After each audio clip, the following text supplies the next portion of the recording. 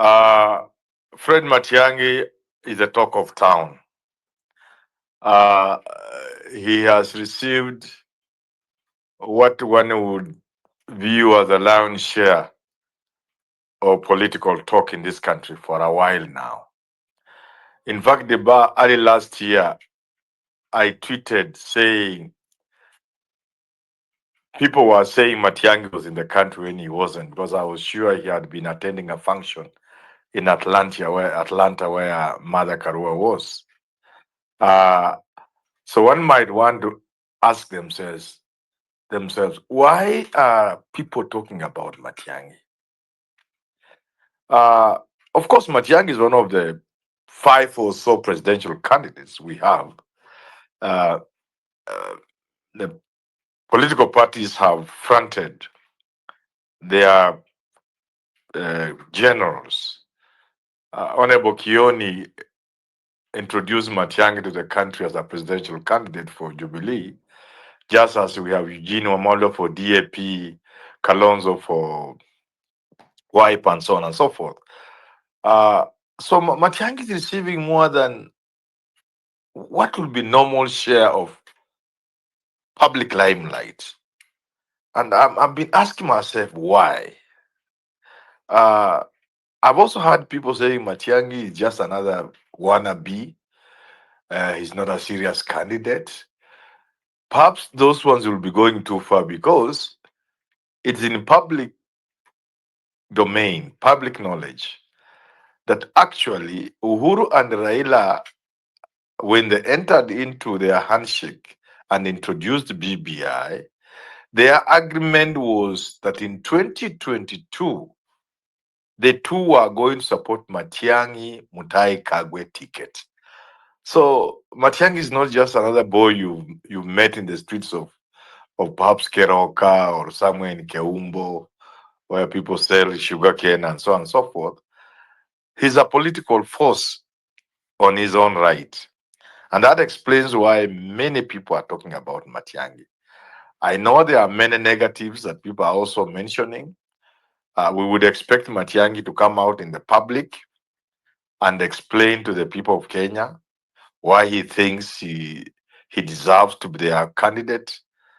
But I would quickly say there's a lot going for Matiang'i. First, the people of this country are sort of agreed in some way that they have had enough of the usual politicians. So Matiang'i not being the usual politician, that works for him. Secondly, the people of this country want a worker. I think politicians have let us down. So Matiang'i has that again going for him because when he was minister in ICT, education, interior, he was just about the only visible minister you could put your hand on. So when Kenyans say they are looking for a worker, Matiang'i quickly comes into mind. Something else that seems to be working in the favor of Matiang'i is that when Gen Zs are trying to search,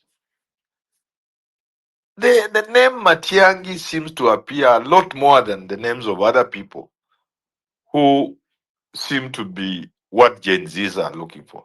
So I'll just say that it's not for nothing that everybody in the country is talking about Matiang'i. It's not for nothing that his coming has elicited a lot of excitement. Of course, not everybody is happy with him, but the truth is that Matiang'i is on almost everybody's lips. And like I've explained, there's a lot going for Matiang'i. Whether or not he makes use of that to his advantage is another story. Those close to Matiang'i, like Onyonka, will perhaps have to point two things to him. One, that many candidates have come out, not necessarily in Kenya, with a lot going for them, but they have never exploited that. Instead, they have allowed themselves to drift into just another candidate. The second thing which people like Onyonka must deliver to Matiang'i is that when you run for office the first time, the people you encounter who spoil your campaign are a political conmen and brokers. They have a way of getting attention from you, and they have a way of making you want nothing to do with genuine people. It brings to mind the Hillary role in the Bill Clinton campaign.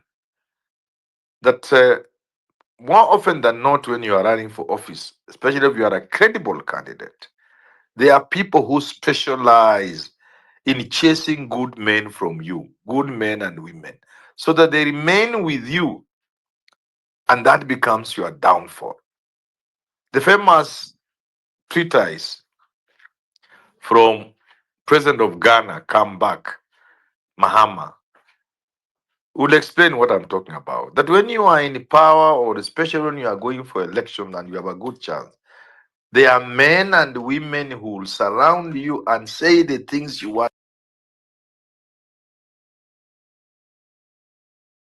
to. I know you have talked a lot about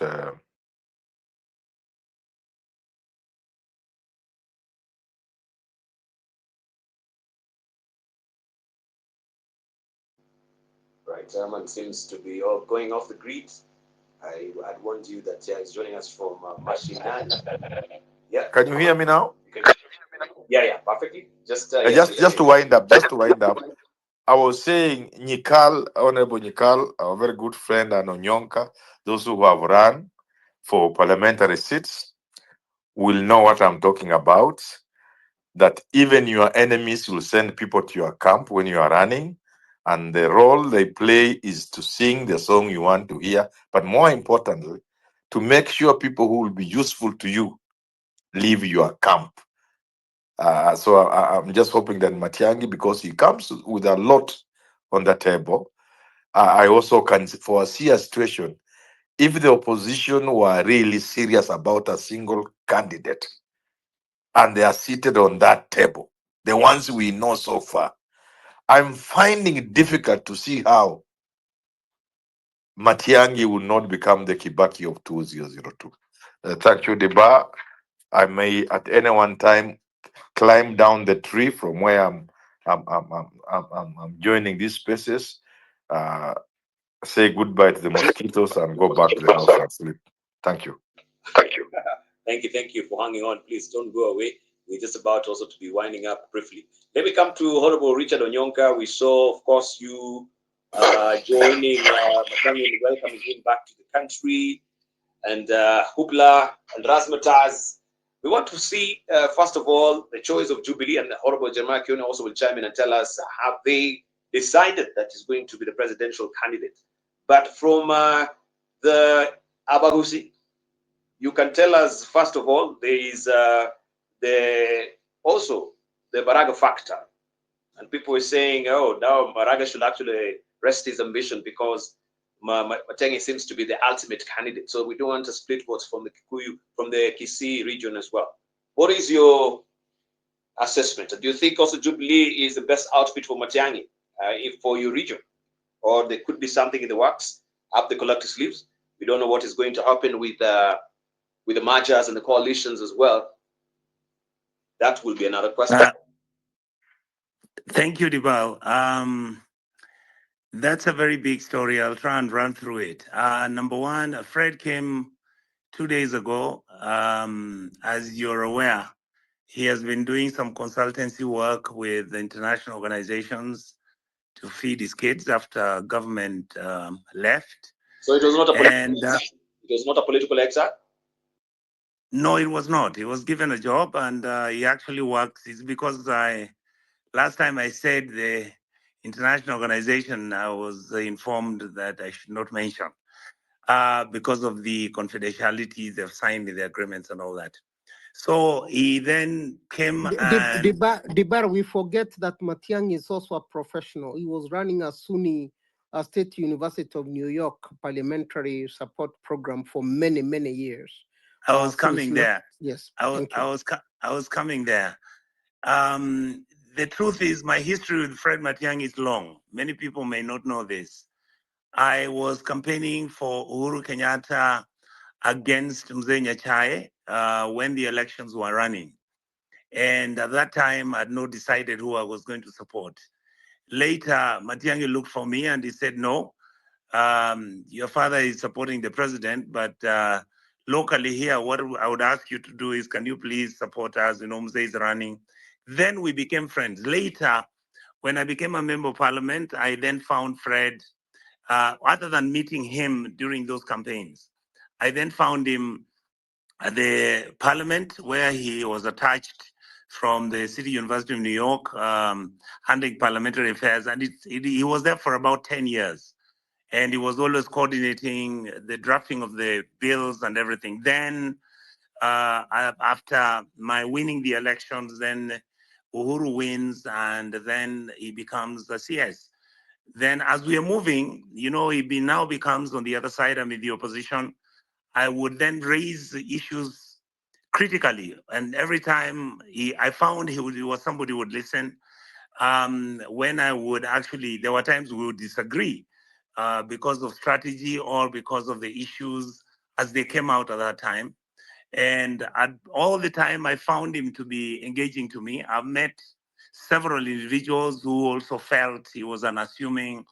He was somebody who felt he was too big for his job. That criticism, which I think is fair, because he himself has said that later, as he's now settled onto the job, he then realized that he had to change and begin to realize that the people were really the reasons why he was in office and all that. Whether you look at the successes or failures of Jubilee, my direct engagement with Fred is based on the three things which are constantly being mentioned. Particularly, he made me very, very comfortable with him when he tackled the issue of exam cheating. And the reality of it is that it was actually affecting Kisii more, because every year you would notice many schools from Kisii were being targeted or they were actually participating in that.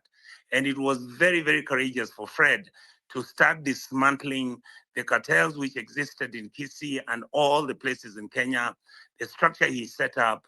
It's a long story which everybody knows. Then if you come to Interior, of course, many of the questions about his actions, what happened with Miguna, all these issues about the Yala deaths and all that, I believe he's strong enough and he understands and he knows that he must come and have an opportunity to be asked those questions, and he should answer them so that Kenyans can have confidence in him.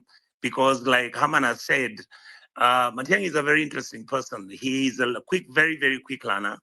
And I noticed as he was staying longer in the Uhuru Kenyatta government towards his last days, by the time William Ruto had left, he was actually even behaving more presidential. Some people felt he was too arrogant.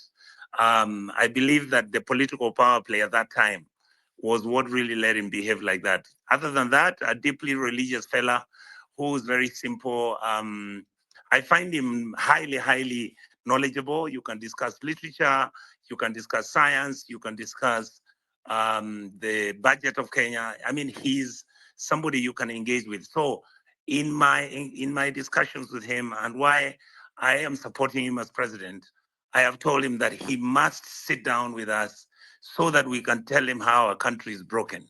And he must pronounce himself what is going to be done, accepting international practice, make sure he will follow the law, make sure that it's going to be a 100 days. Obviously, he knows the issues of Kenya, the land question. He knows the issue of historical injustices. He knows the matters within the police service. In fact, we were really shocked when we came through the airport and the police officers who were there were just clapping at the guy. And we were like, what happened? So when we started asking them, I didn't know that police officers' allowances, which Matiang'I left them being paid, have all been slashed off. I mean, everything is being done as if I feel that I'm comfortable for this race. And the final thing I wanted to say, Dibal, is that we see Matiang'I as a good candidate. We don't see him as being above anybody else. We believe that the other candidates, Mzee Kalonzo, Regarding Gachagua, if he's allowed to continue running. You're talking about Eugene. I mean, these are fine people. I'm beginning to really understand them differently. My view is that a time will have to come when each one of them will have to face the master. Each one of them will have been in a position where you can actually go to Kisumu, hold a rally, and draw crowds. Where as a team you go and you're able to run the ship. As I had Professor Nyikal speak, that is so true. Money is going to be a factor, yes. It's going to be a very, very big factor. But I believe that a lot of us are going to tell our people that this is your money, and please let us vote people who are going to help you, because your country is in trouble right now. And I believe that Matiang'I is somebody who's reasonable, he's not extreme, and I think is qualified to give it a challenge. Thank you, Senator. Allow me to just rope in Honorable Jeremiah Kioni on this as well. Just quite pointedly, I will ask, is Dr. Fred Matiang'I Uhuru's project?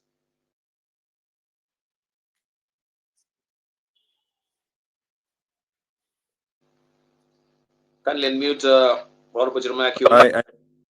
I don't think that is a useful question, Diba. Let me just say that I have listened to Professor Manyora. I associate myself with all that he has said. I've listened to Mheshimiwa Nyonka, and I associate myself with most of the statements that he has said. I have not had the opportunity to engage with Matiang'I since he came in the manner that they have. I met Matiang'I during the 8th Parliament when he was the director of SUNY. He was a much younger man, and Ruto said as on how much he contributed, well, through SUNY, but also through his thinking of what parliament should be and how it should be functioning. They worked very well with the speaker then, Marende. I used to interact with them very, very closely because I was involved in the constitution making process then. And I was really impressed with the many things that Matiang'I did then. I did interact with him when he was the minister during Uhuru's time. And again, there are many issues that impressed me from him. And one is that he is able to push what he says, and he thinks through before he brings those issues out. May I also say that I think in terms of he's less of a politician. I don't even think he's a politician, but he is a leader. And this country is, I think, is at a point where we are looking for leaders and less of politicians, because we have had politicians for a while. We had Kibaki, who decided to run the country. While he understood politics, he wasn't keen on any of us who wanted to do politics in his office. Anytime you'd walk in and sound like a politician, he will ask you, kwani kichwa yako ni fitina tu imejaa na hakuna kitu ingine. So I think this country is at that point. Without doubt, I agree with what others have said. Money will be used. We can already see a lot of that money being used in the country. I share the view of those who are saying a lot of money will be used, but it's not going to it's not going to give us the outcome. But people will use the money, and Kenyans are very crafty and clever. You saw it in the Mount Kenya when the visit was done. A lot of money was demanded. Members of parliament had excess of 5 million shillings each to ensure that the clouds came out. They were paid. But again, those of us who've been around Kidogo, we saw the Kipiripiri thing, or Kipipiri, where money again was used. A lot of development was taken to the constituency, but at the end of it all, the Kenyans from that part of the country decided to eventually let those who are in power know that they were fed up. And that's where we are in this country. And I don't think we've actually gotten to where we are. We've never had a president who has attracted so much hate like William has. And for that reason, the person who I think, and I'm not saying this because he has expressed his desire to run for the presidency using a Jubilee ticket, but he is a person who can be able to still remain a choice even when the money is available. Kenyans themselves are also speaking about it, and I am happy to listen more than say anything else. Even as we go through this space, I am keen to listen more, and because there's a lot of work to be done, without a doubt, a lot of work that needs to be done. But we must thank Kenyans because they have also started engaging, and they're using a lot of their space and time to discuss the candidature of Matiang'I. So, having been involved one way or another in that discussion there before, I would rather be a listener so that when we sit to make further discussion or decisions, we are more informed than we are today. And again, I thank those of us who are in this space, and really people who are concerned about the state of affairs of this country and the direction we are taking, and they have wonderful ideas as to what we should be, as the direction we should take and what needs to be done. It is now also thinking through who are people who can do. And there's no one person who is perfect. But what is it that we can, who are those people who may be willing to give it a trial? And Kenyans themselves have also seen them. And I can tell you why Kenyans are looking at Matiang'I with that favorable eye is because of that track record.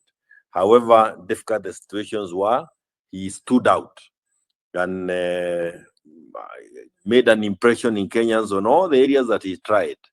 We will certainly have many people wanting to criticize, but as we do that, it is also good to say, yes, not this one, this other one. This is the position that we are in this country.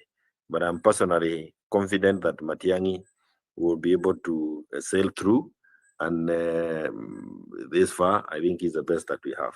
I thank you. The best that you have, meaning that is a foregone conclusion that Matiang'I is a flag bearer of the Jubilee Party. Could you kindly just confirm for us, Honorable Matiang'I? So is that a foregone conclusion? You know also, Dibal, you know that this is not anything new. We go all the way to the NDCs, and NDCs are normally held a short while before the general elections. They normally happen the last year of elections, but he's a presidential candidate of his, and I'm sure I don't want to say too much because I expect him to be saying more in the coming days. But again, we are in the motions, but he is there for us as Jubilee, and we are happy about it. Right, the motions, it seems, is very fluid, so that is not really cast in stone, maybe. Or you're eagerly waiting for him to pronounce that himself. So we'll leave it at that. Let me just hear from Kabando. Kabando, you want to chime in on this? Good evening, sir. Yes. Hi, good evening and happy Easter to everyone online. Thank you, Dibal, for this hosting. Sorry, I've been a little busy now. Just a quick comment on the topic. I think it is very important for the interrogations that are happening to be encouraged, and we have no other option than to tolerate the criticism that are happening to each and every one of us seeking offices, elective, whether national or county-based. It is so important that we have to appreciate that interrogation, calling to question our individual credentials, even to question our platforms as political parties or political formations, about the alternatives that we provide, whether we are the better options, because we have to compare one with another. Those who are in the opposition, we who are criticizing the cabinet government of Kenya Kwanza, have to be ready to receive an avalanche of questionnaires from particularly the generations that feel disinherited by the politics that have happened in this country in the past. True, we have made very many and significant gains in democratization, in accountability, and in the processes of transparency in how government is done, particularly the era post 2010, when we enacted the constitution that we now have. Yes, we do agree that our constitution is very progressive and has been celebrated so. Yet, when the burden of proof, when the burden to offer explanations and accountability are submitted by those who are civically aware, the conscious citizens who are driven by conscience to ask questions about their welfare, we start saying, like a minister said the other day, actually 2 cabinet secretaries, that this constitution is very expensive. The Constitution of Kenya 2010 is not expensive. It is corruption that is expensive. It is impunity that is expensive. It is incompetence that is expensive. And therefore, the call for accountability charter, lest we forget, in 2024, leading up to the day that Parliament was impeached by the non-violent, fearless, tribeless Gen Z's revolution, when Parliament was raided non-violently, there were foundational questions that had been submitted in that countdown about the size of government, about leadership and integrity, which is clearly defined in Chapter 6 of the Constitution on leadership integrity. We have the Public Officers Ethics Act. And I remember the president himself in that public address when he dissolved the entire cabinet, minus 2, the then deputy and the chief cabinet secretary, agreed, including what we are now seeing today about the return of the church-based Harambes, the pastors being hosted in State House, not people to drive visions like 2030 that Kibaki had brought on board, and drawing from intelligentsia, from industrialists, from drivers of manufacturing, from political visionaries, going to countries like Britain, Singapore, and Japan, and bringing on board a plethora of players to drive that. If you remember that statement, when the president said, even himself, those the issues of Harambes, the number of state appointees will be reduced, including the number of advisors. Since then, we have gone full circle again. We are seeing the bribery, blatant bribery in churches happening, blatant bribery of politicians happening, blatant bribery of people attending political meetings that happened recently in the Mount Kenya tour by the president himself. We have seen people who are being terminated or sacked as state officers are being dumped as advisors to the president. We now cannot even remember the number of state officers occupying the title or the office of advisor to the president. Even people who are being donated, if they cannot fit in the cabinet, in the so-called experts, and I don't know the experts for what, donated to go and assist the president to rescue his cacophonous regime. You see they are being given titles of state advisors. Even a few days ago, a relative of one of those people who are driving the politics of conmanship and deception in Kenya, the politics of chicanery, a nephew was again appointed to go to an office in the KICC as a presidential advisor. So I want to finish my submission on this point of people becoming fidgety and uncomfortable on the criticism when we are being called to questions about our past, what we did in the past, even if we achieved so much. Those little things that we failed, need to be explained either by a way of apologizing and owning up and saying, I occupied this office and I made this mistake. We have seen even a colonialist apologizing to Kenya for the atrocities on Mau Mau.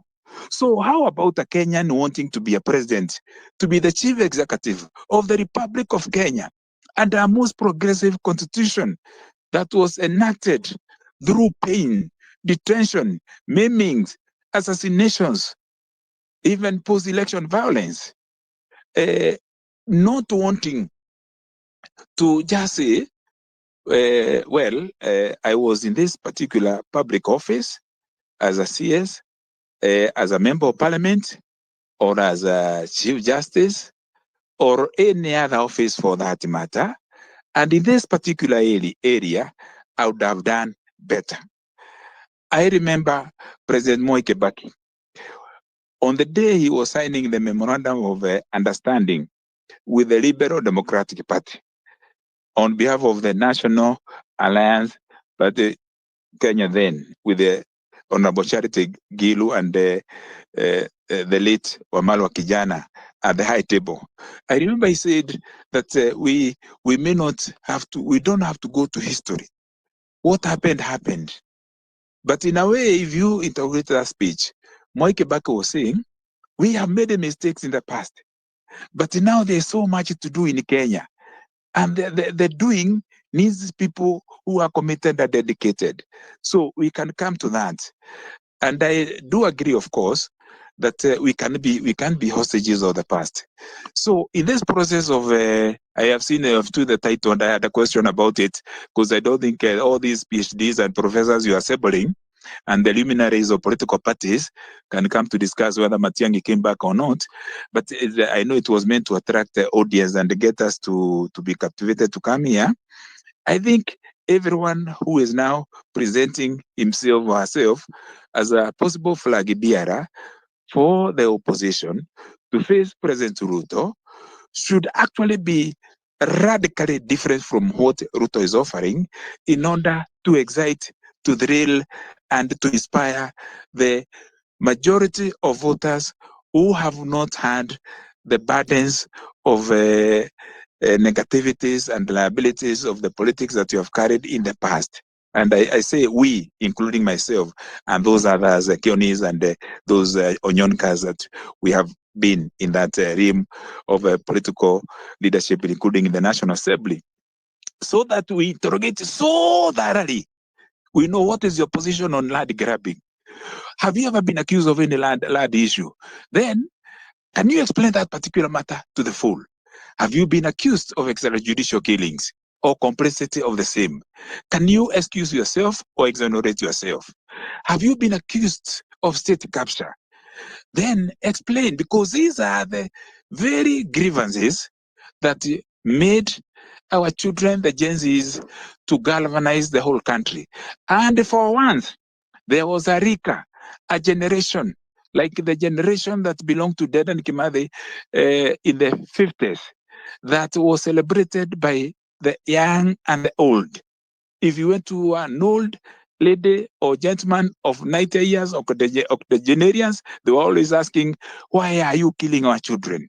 So these children don't do any other regime that like you would be like this one we have. They want a fresh start. They want a radical shift. They want a bold breakaway from how things have been in order to usher a new down. So interrogation, questioning, vetting, verifications, calling to account should be the painful process that we must go through now in order to get to the new chapter, the new era, the new dawn. Finally, how come we have a question of illegal, not illegal because there's not even illegal trading in organs, human organs trafficking, and a person who is implicated either by ownership of the hospitals that are implicated, that is a direct linkage. Instead of being revoked as a chairman of a state corporation, is being suspended.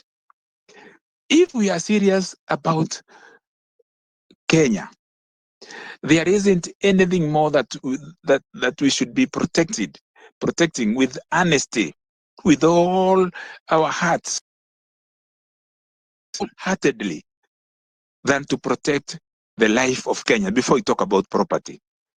So we are joking. So criminals are walking scot-free. They buy a seat in the state corporations. They buy a seat in the cabinet. I had Cleo Malala in another media platform. I think I should mention JKL, saying that there are two cabinet secretaries who are drug barons. That means, narcotics. And we have not seen Nakanda acting, asking, can you mention? Can you state? Or even the DCI going forward to say, these are very serious claims. We don't subject the claimant or the man making the allegations to carry the burden of proof. But can we now seek to know whether this country is safe in this regard? Because we know countries that have been dominated by militias and the drug barons and the merchants of impunity who carry even political assassinations are nations that fail. They are called banana republics. I submit, truly so, that for us to have a new Kenya, we need to have the courage. Like Kennedy would say, a profile of courage, the long walk to freedom, in order to enact the spirit, not just the content, the letter and the spirit of the Constitution of the Republic of Kenya. We should have a bandwagon of a new formula and a new chapter that is completely opposite of the cacophonous, toxic, and the murderous regime that's presided over by William Ruto. Thank you. Ibal. Can I say something? Hello? Yeah, Are you there? just a moment, so that at least you can meet yourself, Kapando, and Honorable Dr. James Chikal, kindly just meet yourself. So you will give you a chance, so that also we have everybody speaking on. Benji, you wanted to say something briefly? Mine is quite brief, Dibal, and I had said at the beginning of the show that I happen to know Dr. Fred Matiang'I personally.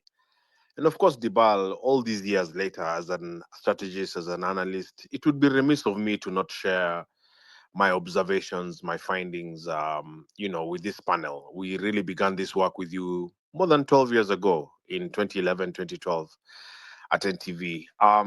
Dibal, Fred Matiang'I is, as with any national leader, there'll be a lot of scrutiny and a lot of things that will come up. There are a lot of suspicions about his role as a university student in the Moi regime. But because that's a bit far back, and there are those who will query that, and even why he goes by the name Fred and not Frederick. Because sometimes Dibal, when you scratch the surface and go to details, you'll always find something. I just feel that from just my own observation, that he is also the embodiment of this kind of culture that we talked about earlier. Fred Matiang'I is a worker, for sure. He's a worker. He's pompous. He's aggressive.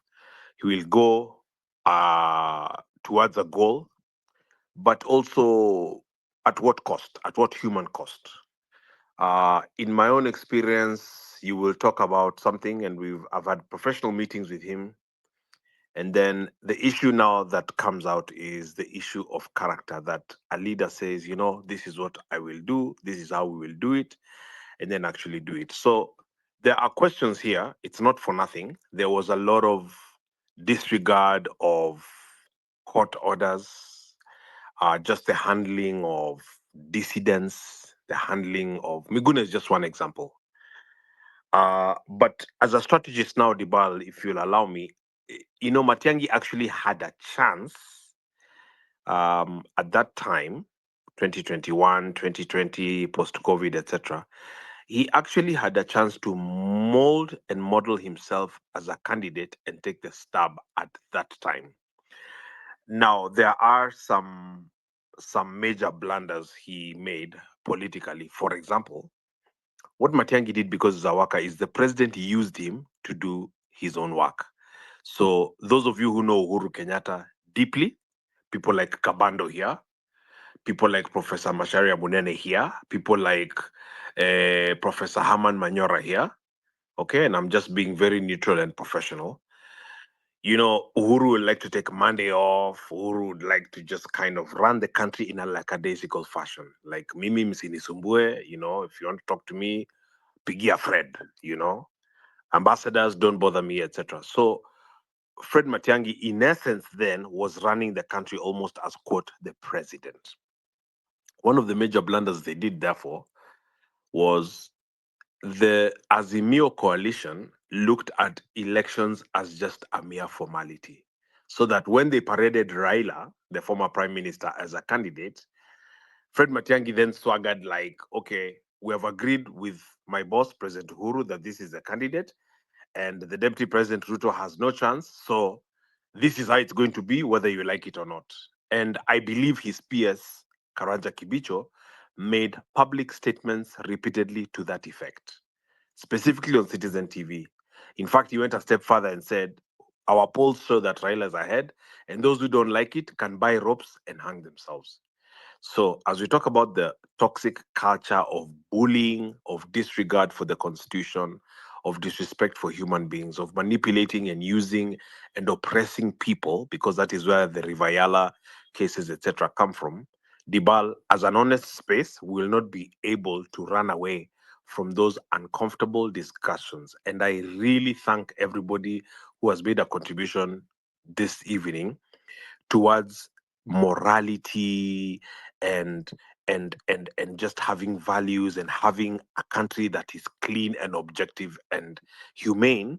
I really thank all of you guys that have spoken that way, Kabando and the rest, because there is no point of us continuing to cry about bad leadership and then always putting in a leadership that in the end we end up crying. So I'll kind of pause there. I know many things, but there are heavy questions about the callous, arrogant, heavy-handed, really is the word, leadership style of Fred Matiang'I. I thank you.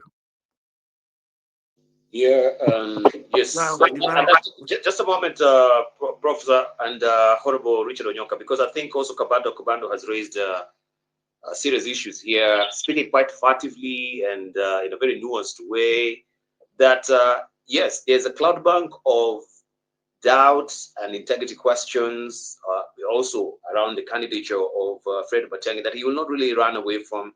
He has to answer the questions of Yala, of course, and that extra, judicial killings that really happened so far. This is still hanging very freshly on the rafters of our minds. Wealth accumulations and the transparency. He was under investigation. I don't know how that really fared on, or it tapered just off with the Ethics and Anti-Corruption Commission regarding the accumulation of his wealth during his tenure as a cabinet secretary. The IDP funds, there are a lot of them, and quite more poignantly, we know of the Ruaraka land scandal, right? Involving controversial 1.5 billion shillings payout for land allegedly already owned by government. We had ethical conduct during electoral campaigns, and I can see, I think Honorable Kioni, you've dropped again to the listeners or the plenary questions around that. And the Kenya National Commission on Human Rights accusing Dr. Matiang'I in 2018 of breaching electoral rules by allegedly bribing voters during Jubilee campaigns, including the donation of a school bus, funds to a high school. How much, or how do, of course, such actions align with ethical standard expected of public servants, and what impact, of course, might they have on his presidential campaign? These are questions that we need to interrogate, because now when you come to this spaces, I mean, you're coming to the public arena, you're vulnerable. You are bound to be, questioned on these things. So we'll want to hear how you handle that briefly. Allow me just to get Professor, where is he? Has he dropped? Oh yeah, Professor Gitila Naituli. Before I come to you, Professor Richard Onyonka, Senator Richard Onyonka, briefly, and then we can hear also from Honorable Nyikal. And then we go to the plenary because of time as well. Thank you. Gitila Naituli. Yes. Now, without benefit of extensive research, I'll tell you what is attracting people to Matiang'I, what is making him become the topic. I mean, I was in Aguru. I've just arrived in Nairobi. I interacted a lot with the people over there. I was in Meru before that, interacted with a lot of people. People think that the system they have is rotten beyond repair. People believe that Kibaki, with all his success, he failed in one respect, that the government we had after independence, that is Kenyatta one government, should have settled the question of impunity. Should have gone after the Gaborios, after all those Kenyans who oppressed others, who betrayed the country with the Mzungu. The people feel that when Moi came, he continued the impunity, continued a criminal enterprise. Instead of running a state, he ran a criminal enterprise, and therefore should have been held accountable. People think the person who should do that should have been Mwai Kibaki. And Mwai Kibaki done that, then we will not be having what we're having now. We will not be having what in Jubilee did to the country before it handed over to Kenya Kwanza. Now, for some reason, that I said I don't have data to explain it. People think that Matiang'I will put to an end the impunity which has been in the country. People think that William Ruto, even if you were to win the election, you refuse to leave. And therefore, the Kenyans are looking for somebody who has the capacity to run him out of town in the event that he decides to violate the law and take us to 2007. So if you are going to look for what is attracting the Kenyans to Matiang'I, you have now to look at the psychology of the Kenyans right now, and then the psychology of the leadership that is existing. And you realize that the Kenyans are looking for a warrior. They are not actually looking for a leader. So, and that, I mean, you can categorize it anyway. I think you can say that unfortunate because of all the issues you are raising. But then again, when you look at history, the people who threatened countries who address with the finality countries' weaknesses are the people who have the capacity to do so. Not negotiators, not the diplomats, but somebody who will come and say, wait a minute, we have lost it. We must come must come on the line. And therefore, people reach out to what he did with the stealing of exams, what he did with the school buses, what he did with the movement from the television thing. I don't have the language to describe the movement from the. So there is all this. They are looking at that. That's what I have listened to you here. What people consider as his weaknesses when he was the cabinet minister. Those weaknesses is what the people are thinking actually they are his strength right now, because we are dealing with a completely different environment with very unreasonable people who probably need another unreasonable person to undo the mess that is currently taking place. So I think unless Matiang'I messes himself up once he go to the race, it appears to me that this will be his race to lose.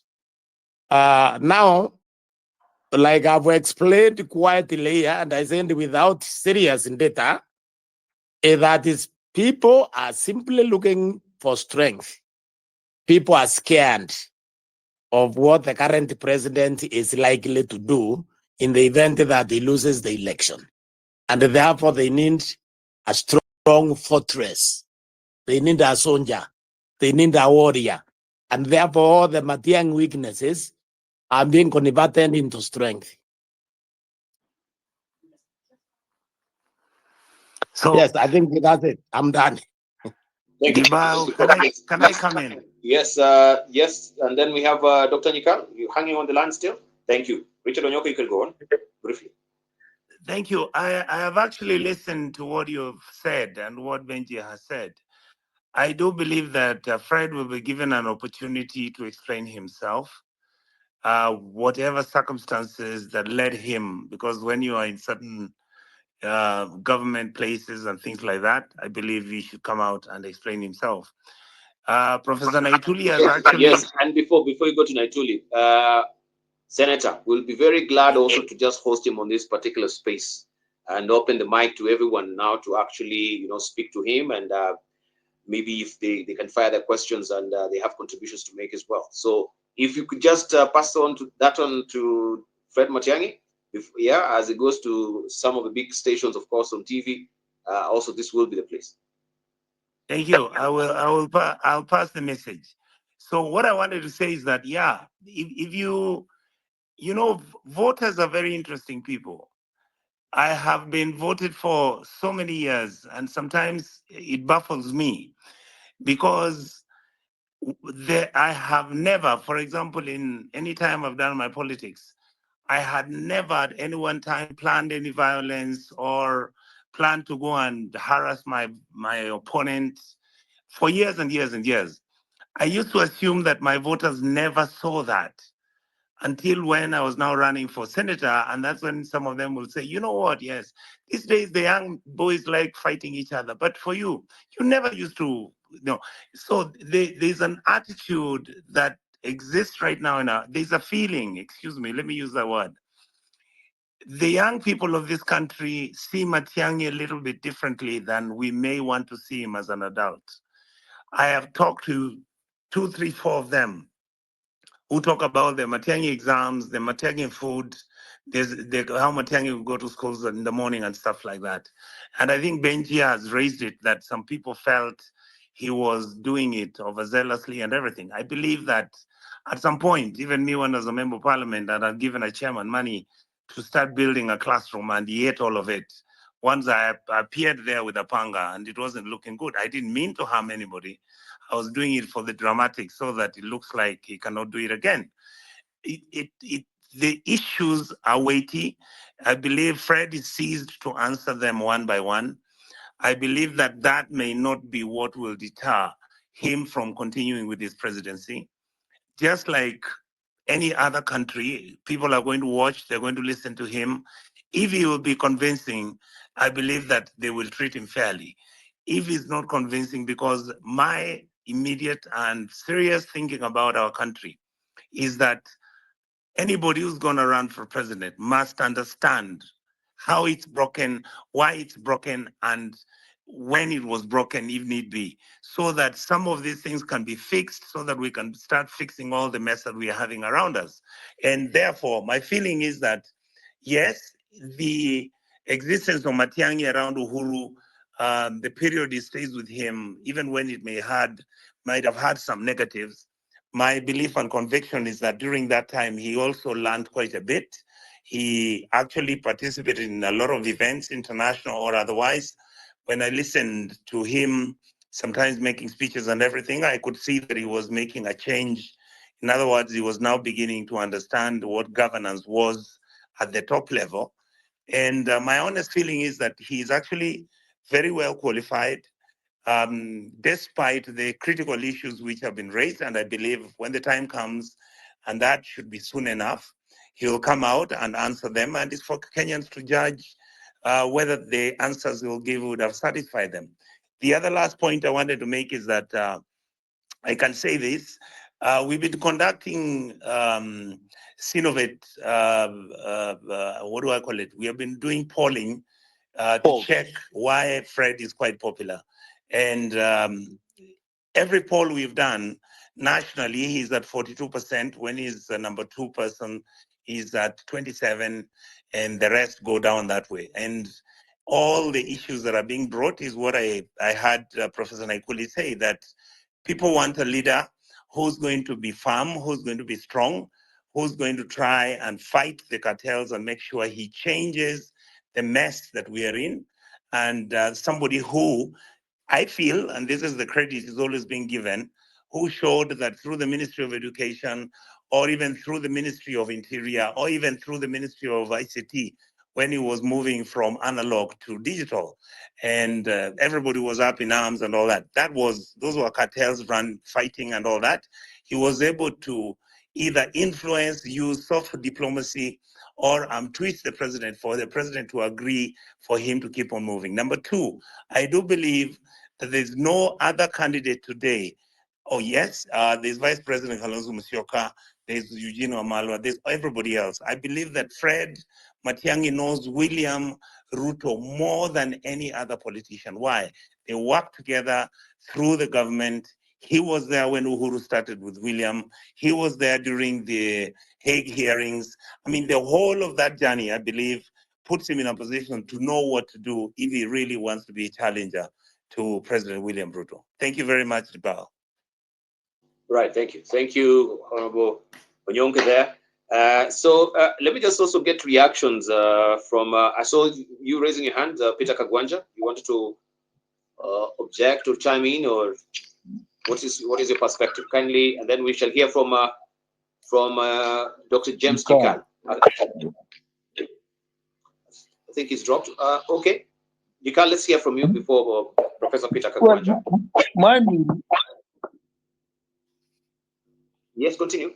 who is speaking me? Oh, okay, it's not me. Sorry. Yeah, we'll come to you. Is Dr. Nika? I said mine is actually very brief. Mine is very brief. Dr. Matiang'I comes in, and why there is so much attention coming. People are desperate in this country. People are desperate, and people are actually afraid of the future. And you know, particularly the areas of education, the areas of security, the areas of health.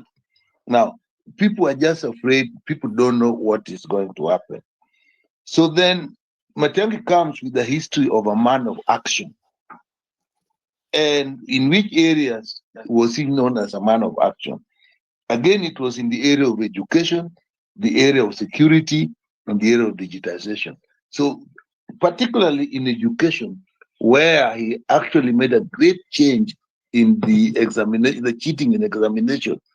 It was so profound that schools that used to be top came down, and now it was clear they were cheating. Even entry into the university went down because people were cheating. So it was remarkable. And so people saw him as a man of action. And that is why when he comes in now, when people are feeling desperate, people say, this may be the guy we are looking for. We saw him. He did this, and we saw some changes. But then there is a danger that I think I see for him. He comes in, people are desperate, and what people are really looking for in this country now is a selfless person, more or less in the level of Nyerere, Mandela, and so on, because that is what you need. Now the danger is Dr. Matiang'I going to actually fit that bill? Is he going to avoid tribal grouping? Ethnicity is a big way of mobilization in this country. And it's very easy for somebody to be roped in this tribal politics and tribal mobilization. Is he really going to run away from that safely? Is he going to run away from money politics? Because again, the country seems to be having, it's a human being, a split personality. They know that big money has actually affected us negatively, but we still have a big admiration for people who come in with big money. And it's how it is going to be used.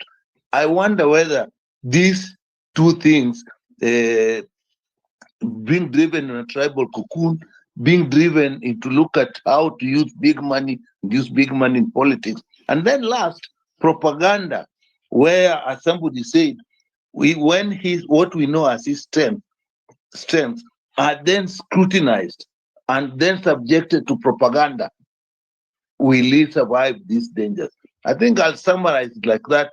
I see why people go for him. I see the dangers ahead of him. and the challenges that he'll face. And I think for me, at this point, I leave it at that.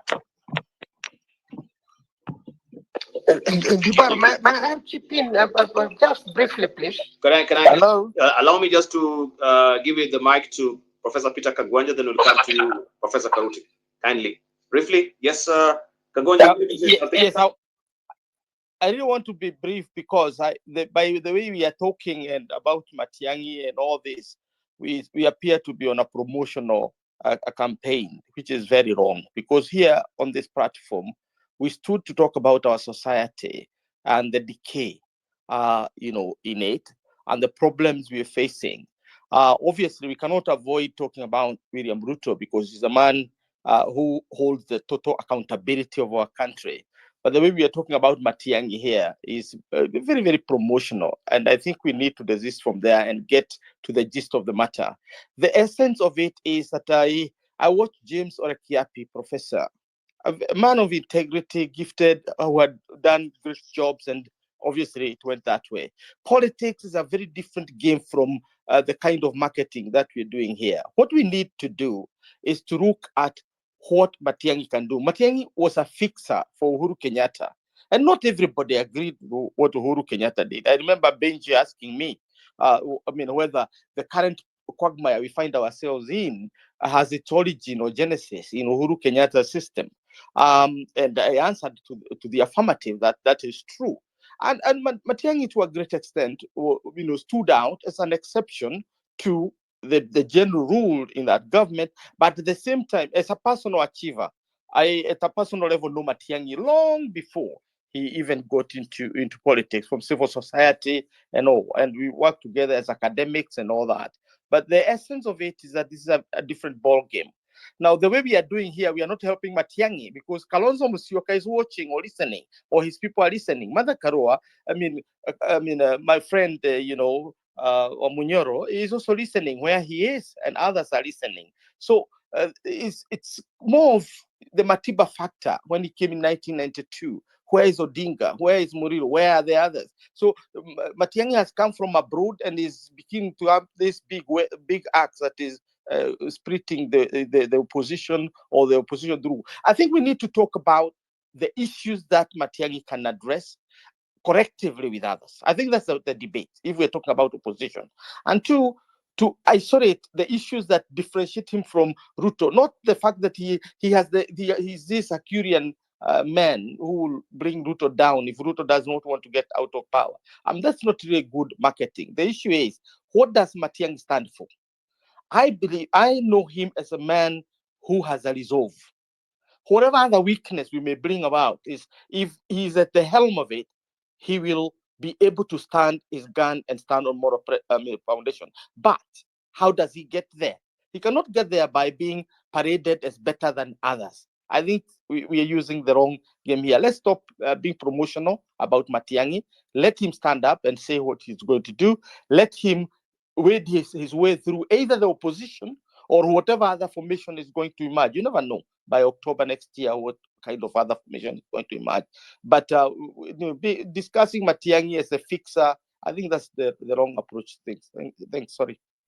Thank you, Professor Peter Kagwanja. That is noted. Let me give the floor to Karuti, Professor Karuti. Then we hear Professor Macharia. We want to open the floor to also a plenary so that we can get reactions as well, because time is really far much spent. It's taking away from us. Yeah, Don't keep it for long. Yes, briefly. Yeah, I would like to say that we are still dealing with the symptoms of a problem in this country. And at the moment we acknowledge that we are dealing with symptoms, and these symptoms cannot be corrected by individuals, the better for us. I've always said that political elites in the country are the same. Matiang'I and Ruto and Uhuru Kenyatta and Raila Odinga are the same. Let's call a spade a spade. And all that is required then is for us to ask what are the fundamental problems that we want these elites to correct if they were to run for office and win the elections. That's the most fundamental thing that we need to address. Matiang'I, Ruto, Uhuru, Kalonzo are all cut from the same cloth, I must admit.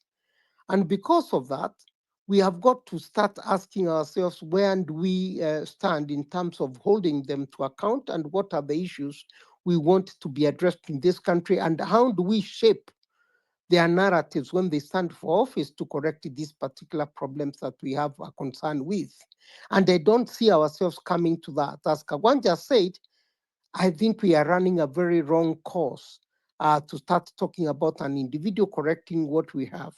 We need to start asking ourselves, what kind of framework do we need to put in place to correct the challenges that we have? Youth unemployment is on the lowest level ever. And this is simply because of how we have handled the manufacturing industry in this country in the last 10, 15 years. What do we do to correct the manufacturing sector? What do we do to correct what happens with tax collection in this country? What do we do to correct industrialization? I mean, to make Kenya an industrialized country? What do we do to create more jobs for our youth so that they don't go for jobs outside the country? These are the real things that we need to start discussing. Now, I'm afraid that the opposition we have in the country today, whether we have it by name or or literally, has not come down to say what they can never do to address some of the challenges we have. I have not heard anyone from the opposition saying that the government is doing the following things wrong and we are going to do the following things right. I've not heard the opposition saying that this was what we have to do to correct, I mean, to improve on exports to exports of Kenyan goods. My problem is that actually we are not talking issues, we are talking individuals.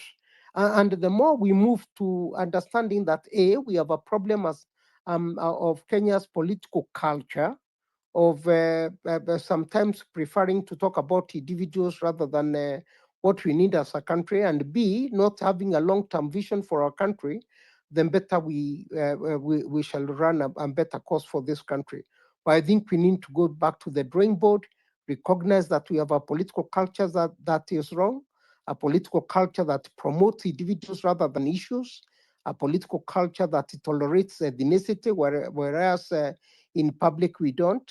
I mean, we have got fundamental problems that we need to address as a country, even as we prepare for these elections. Unfortunately, we are likely to face 2027 and have the same result of leaders who don't care for the country but care for short-term gains. That's where we are as a country. We need to start asking, what kind of leaders can we produce who can have a long-term vision and work towards that end of making Kenya a better society? I think we are the ones who are tolerating these individuals and shaping what they do and doing it wrong all the time. Thank you. Thank you, Professor Karuti. Professor Macharia, you wanted to just weigh in briefly, then we open the floor to the plenary for questions and contributions as well. Thank you. There's issue of Matiang'i's return, because it's been portrayed that he has returned, and some people portray him as if he's a savior. So he's come to save the country. All he has done is increase the excitement in the political arena. And how long the excitement will last is another matter. He's charismatic, that is not in doubt. But charisma takes you only so far, and such things. So it is an excitement, and almost the same level, maybe slightly lower, as the one that Wamonyoro created after he was kicked out of the deputy president's place. There's a lot of excitement around him, and see how long will it last or whatever it is. So all that Matiang'i's return from Washington has done is to create some excitement and to have some people present him as if he's a savior to Kenya, which he is not. But he's an exciting candidate. He makes it fun to watch politics from afar, but not to make any conclusion one way or the other. 2 years is a long time that we have before it's even clear who is it that is likely to emerge as the main challenger to William Ruto, because Ruto will be a candidate. And it's increasingly looking as if Raila will also be a candidate. So another candidate who is not either Ruto or Raila, and there may be a number of them.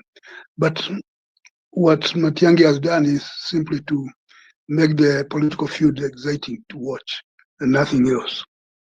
Thank you. Thank you, Professor Macharia. I wanted just to ask Haman, looking at the political outfit that Matiang'I is coming through with, and Jeremiah Kioni was here. I think he's dropped to the listeners on the plenary. He will have answered that quite snugly or fittingly. I wanted just to ask you, do you think Jubilee is a better outfit for Matiang'I, given his region as well? And yes, now that we know Uhuru Kenyatta also is bankrolling death as well, what sort of shadow looms behind Matiang'I with Uhuru Kenyatta also being the person who is, should I say, pulling the strings, so to speak, when it comes to funding Matiang'I? Awan Manyora? Okay, thank you. The bar, there has been talk of a project, as we all have heard, Huru's project, and Jeremiah Kioni put it. The less said about that, the better. You see, when you have branded a project, it comes with its own problems. But again, who wouldn't want Huru's support? Truth be said, who among all these candidates wouldn't want Huru's support? Who wouldn't want the populous Mount Kenya region to support them if they are running for president? As to whether he is a project or not, that is a small matter, because there's always talk of a project. If, for example, Kalonzo were to be supported by Gachagua, would that make him a project, Gashagua's project? I mean, there's always somebody in politics supporting the other. Politics is about soliciting for support. Politics is about interests, and therefore, the crude labeling of project, I don't think that should derail anybody. If I were running for president and somebody called me Uhuru's project, it wouldn't even bother me, because Uhuru's support will come with so much. There's something people have said about, because now I must sign off immediately after this. There are things that are coming out. Some people are tending to suggest that Matiang'I comes with his baggage. That happens in politics all the time, all the time. In fact, in 2007, as we are talking about changing this country through Raila Odinga, inevitably there were people in the Pentagon and around the Pentagon who had questionable characters. But as a country, we said, in the manner in which Achebe talked about the early politicians in 1989, that when the bigger desire is to bring change, sometimes it may not be so important in terms of the people you are working with. What you look at is the change. That every politician in this country has a past.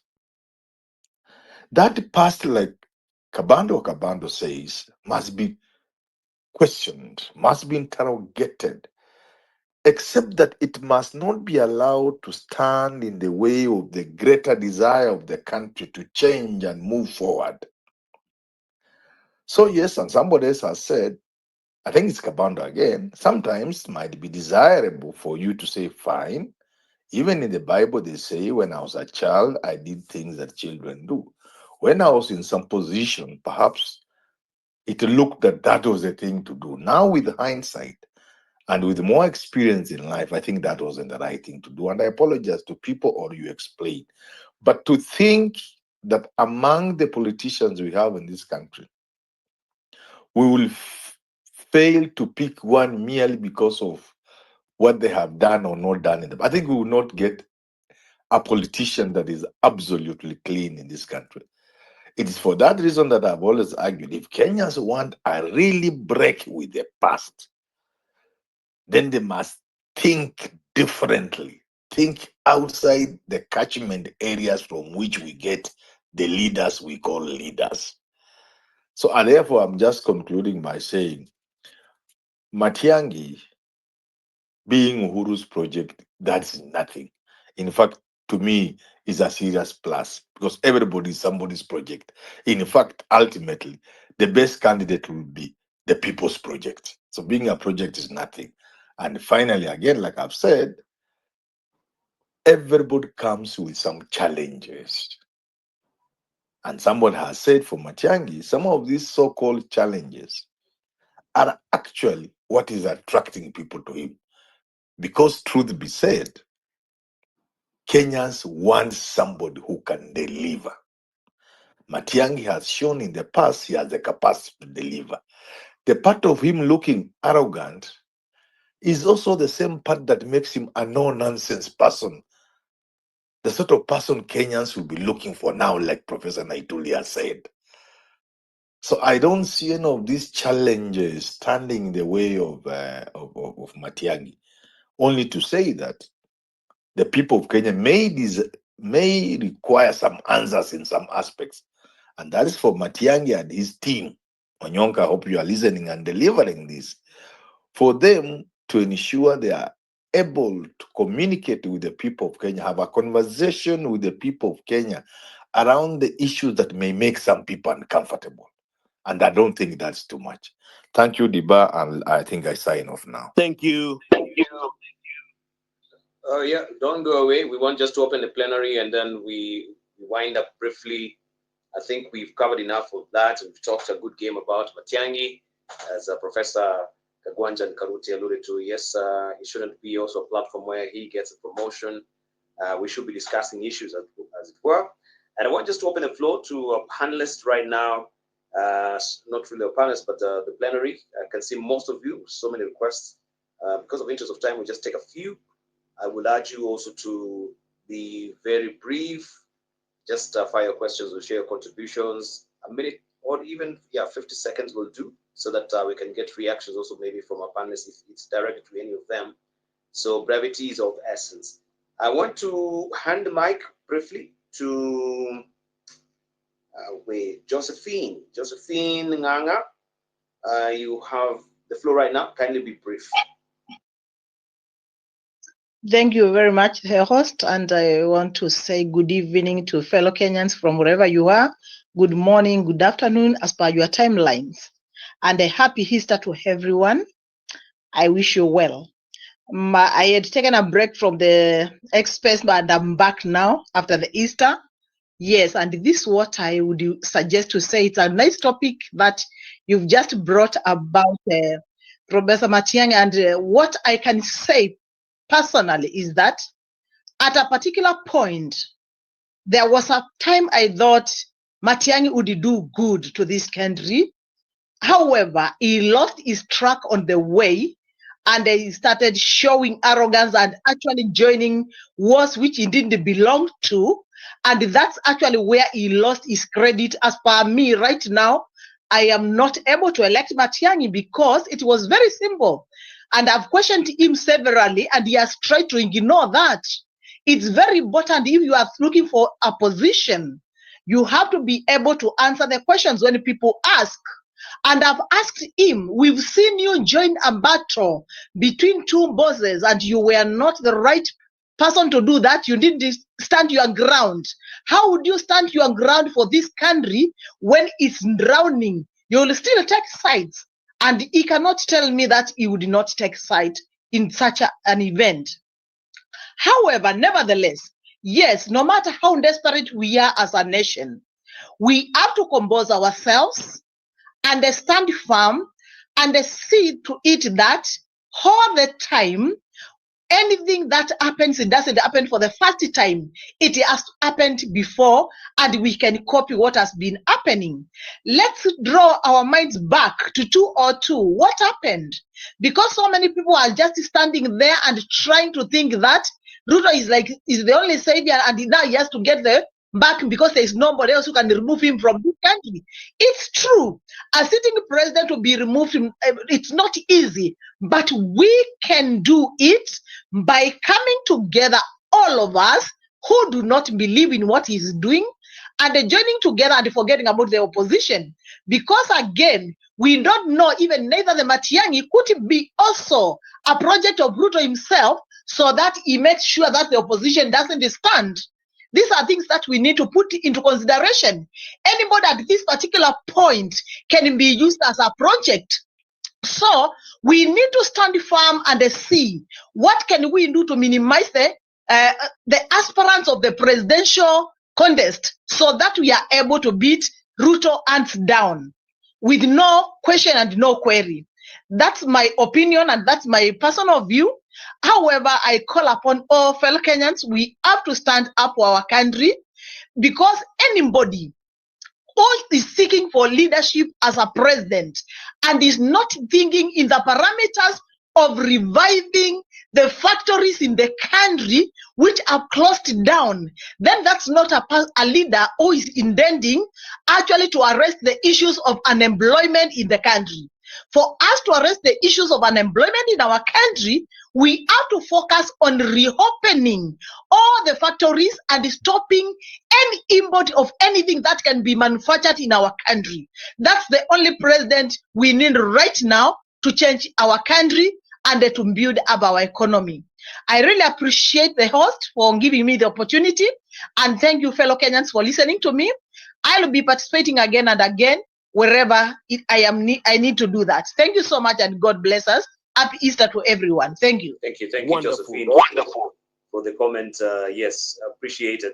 Let me hand over also the mic to Abdi Nu, you say that you're the founder chair of UDA, that is United Democratic Alliance. Is that true? You can tell us, or you can chime in. Oh, thank you, Dibal. Thank you, Dibal. I am Abdi. I'm the founder chairman, United Democratic Alliance, and currently an independent consultant. I want to join the chorus saying that Mr. Matiang'I, personally, I think he is a performer. This country today needs salvation. I think he can contribute immensely to, if elected in 2027, I know he can perform. But the biggest caveat and the biggest obstacle to Matiang'I's candidature is, why are we people running away from my UDA or my Kenya Kwanza? It's because of extrajudicial killing, arrogance, abductions, and all these things. Unfortunately, or paradoxically,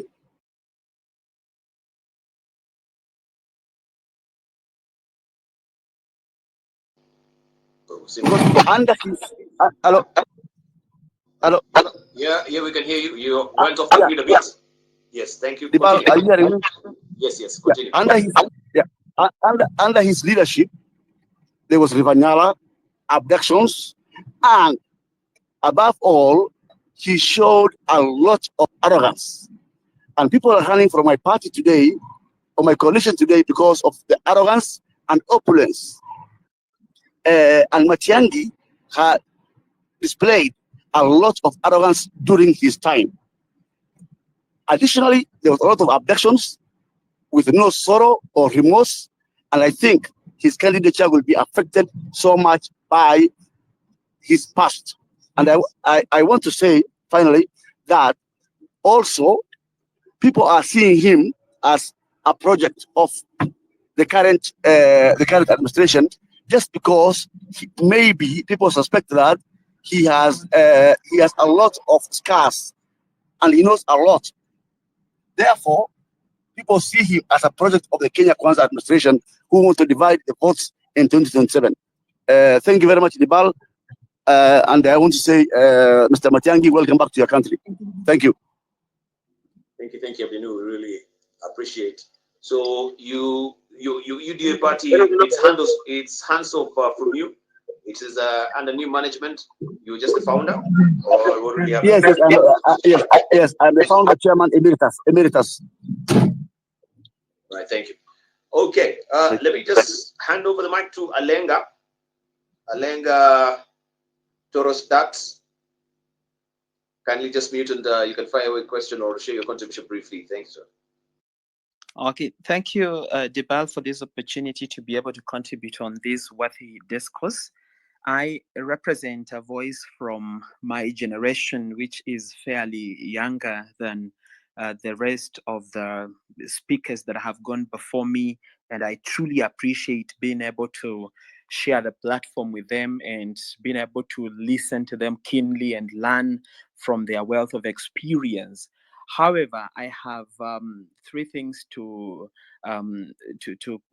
bring forth, and one of them is none of the speakers that went before me has been able to speak about the state and the issue of youth and unemployment in this country, which is a huge, huge scourge that no government ever talks about. But before that, then we have to look at two things that we argue about them interchangeably, and sometimes one looks more of the other than the other, and that is government and the state. So the moment we distinguish about between government and the state, then we are able to get the trajectory where we are supposed to go. Ours is to walk towards a state that we want. The government is about the individuals that will fill the positions of leadership on a day-to-day basis. That can change, but if the backbone of it, which is the state, does not change, so that we have a state that contemplates what the people think and what the people want, then we lose the direction and the conversation altogether. So back to my point of the issue of youth and unemployment, many people do not speak about this, even the leadership. And when they do speak about it, they speak about it just as any other word is, and as the content of their rhetoric, rather than a conviction of their hearts and a commitment of their future actions. Why? Because the generation that has been perpetually in power emanates from the 70s, the 60s, the 80s, and those times, if you remember, everyone here, getting a job was not really a problem, but persevering through the educational system was the problem. But today we have young people that are acquiring degrees upon degrees. They are going through a lot, but when they get discharged out of these institutions, there is nowhere to go. And why is there nowhere to go? Because the structures that would have absorbed these young people were brought down by their very parents, who saved everything to educate them, but they kept spoiling everything that was a structure that would support them. When you look at the news, who are the chairmen that are failing boards in this country? They're not young people. Who are the CEOs that are bringing down companies? They're not young people. Who are the leaders of parastatals that are killing those parastatals on a day-to-day basis? They're not young people. They are the fathers of the very children that want employment today. Secondly, we have an issue of the young people losing faith in the way of the ballot as a means of transition of government, because we have looked at how everything has gone on in this country, and we do not have the slightest scintilla of hope that change can ever come from that ballot.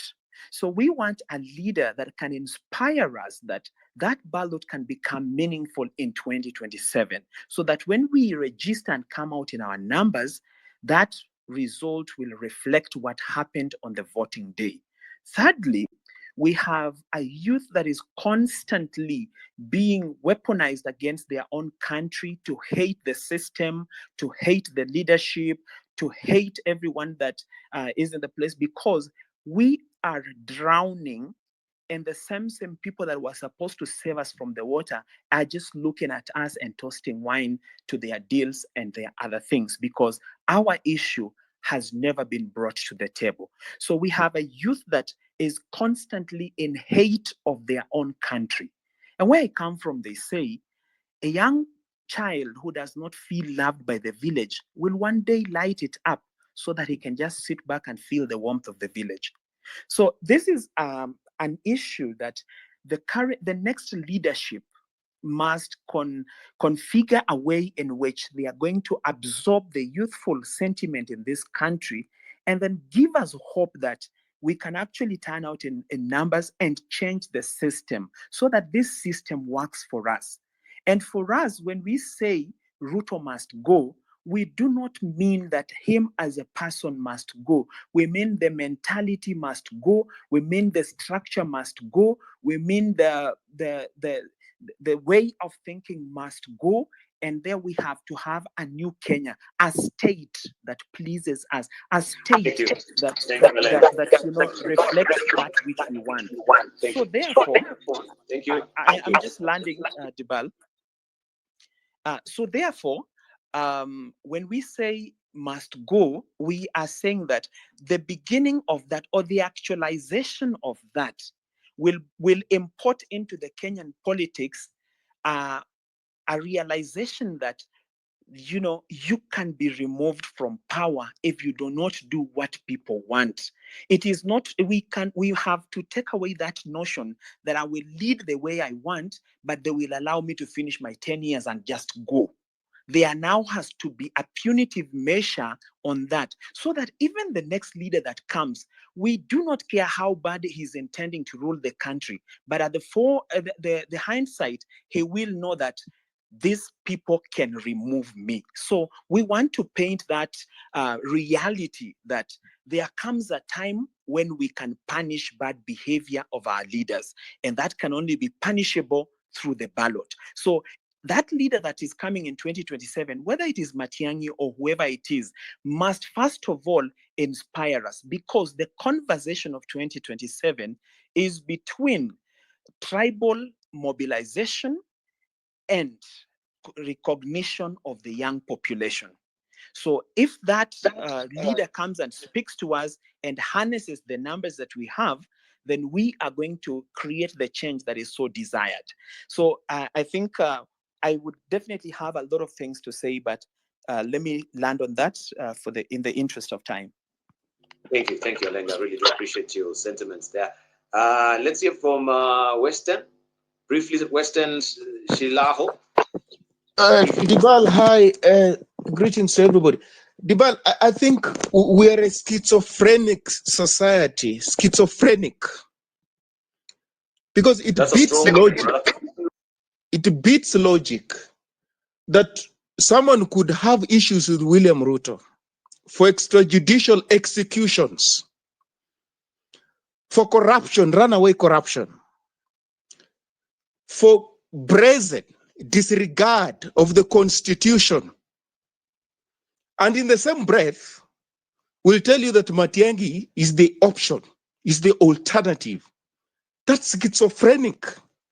There's no logic there whatsoever. So the question is, why are you opposed to William Ruto then? Can you just run people through that tortured logic? Why you're opposed to William Ruto? Why do you lament that people are being killed on the streets? They're disappeared. People are becoming millionaires without producing anything. Corruption all over the place. At the same time, you want to convince people that Matiang'I is the alternative. Okay, so we are not bothered with this post-colonial edifice that is decadent, rotten, anti-people. We just care about personalities. So if you come into power, you kill people, but you are my person. I have no problem with that. If you are in power, you're killing people, you're not my person. Suddenly I've got a problem with what you're doing. Like, how can you be such a society? Honestly, how can you be such a society? Then we deserve these people, don't we? Because we're no better than them. They are cynical, we're also cynical. We don't care about our well-being, we don't care about our lives. So somebody, Matiang'I, on record, disregarding court orders, not one, not two, not three, many court orders. He disregarded them. A person, if you care, he was at the airport Some lady asked him to queue. He refused. This lady, I think, was sacked or something. So hubristic like that, has no regard Yes. for order. Why would you want somebody like that to be your president? He's going to shoot you in the head. Or do you think he's going to shoot other people? You think so? You think this no-nonsense thing you're talking about, it's not some nebulous thing, it's violence. This no-nonsense thing is violence. So you think it's going to mete out violence on other people, but not you. Is that what you think? Let's get serious. This is one individual who kept Miguna, a bona fide Kenyan, in exile for 5 years. For 5 years. In defiance of court orders. Is that the person you want to be your president? And therefore, why do you then invoke the law when it comes to William Ruto? Why do you invoke it? That the law is disobeyed now and now. Matiang'I is said to be one of the dollar millionaires of Uhuru Kenyatta government. What did he produce? What did he produce? So you have a problem with some people who steal from you, but others, you give them a free pass. What kind of logic is that? Could you please run me through that logic so that I get it? What logic is that? What is it? We're told he's been working for the World Bank. We have a problem with this neoliberal approach to economic issues. How the World Bank, the IMF, Bretton Woods institutions are anti-people, part of our governance problems. We're told he's from DC or wherever, been working for the World Bank. You want to make him your president? What is the problem with you? What is the problem with you? Do you even care about your own well-being? Or let me ask, do you understand the problem? Do you even understand the problem? Do you? I don't think you do. You don't get it. You don't understand it. So I think the problem, we have to begin from appreciating what is the problem, what is our challenge, before we bother to look for the solution. Because you're not going to identify the solution until and unless you appreciate what is the crux of the matter. And from the conversations I'm hearing, we don't appreciate what the problem is with our society. We think our problem is about personalities. Hence, this pervasive messiah complex all over the place. You think politics is so simplistic. You just get somebody at the helm, voila, all will be well. You think so? Corruption will disappear with Matiang'I. He's a no-nonsense guy. No, we're obsessed with bullies, autocrats, and at the same time, we wax lyrical about this beautiful constitution. But we celebrate bullies and autocrats. In a democracy, do people think like that? Violators of human rights, serial constitutional breakers, we celebrate them. Matiang'I, as I learned Dibal, in a normal society, would be having court cases. As we speak now, would be having court cases. His name will not be featuring in a presidential race. So we are not a normal society. We'd be having court cases, hopping from one court to another court, defending himself.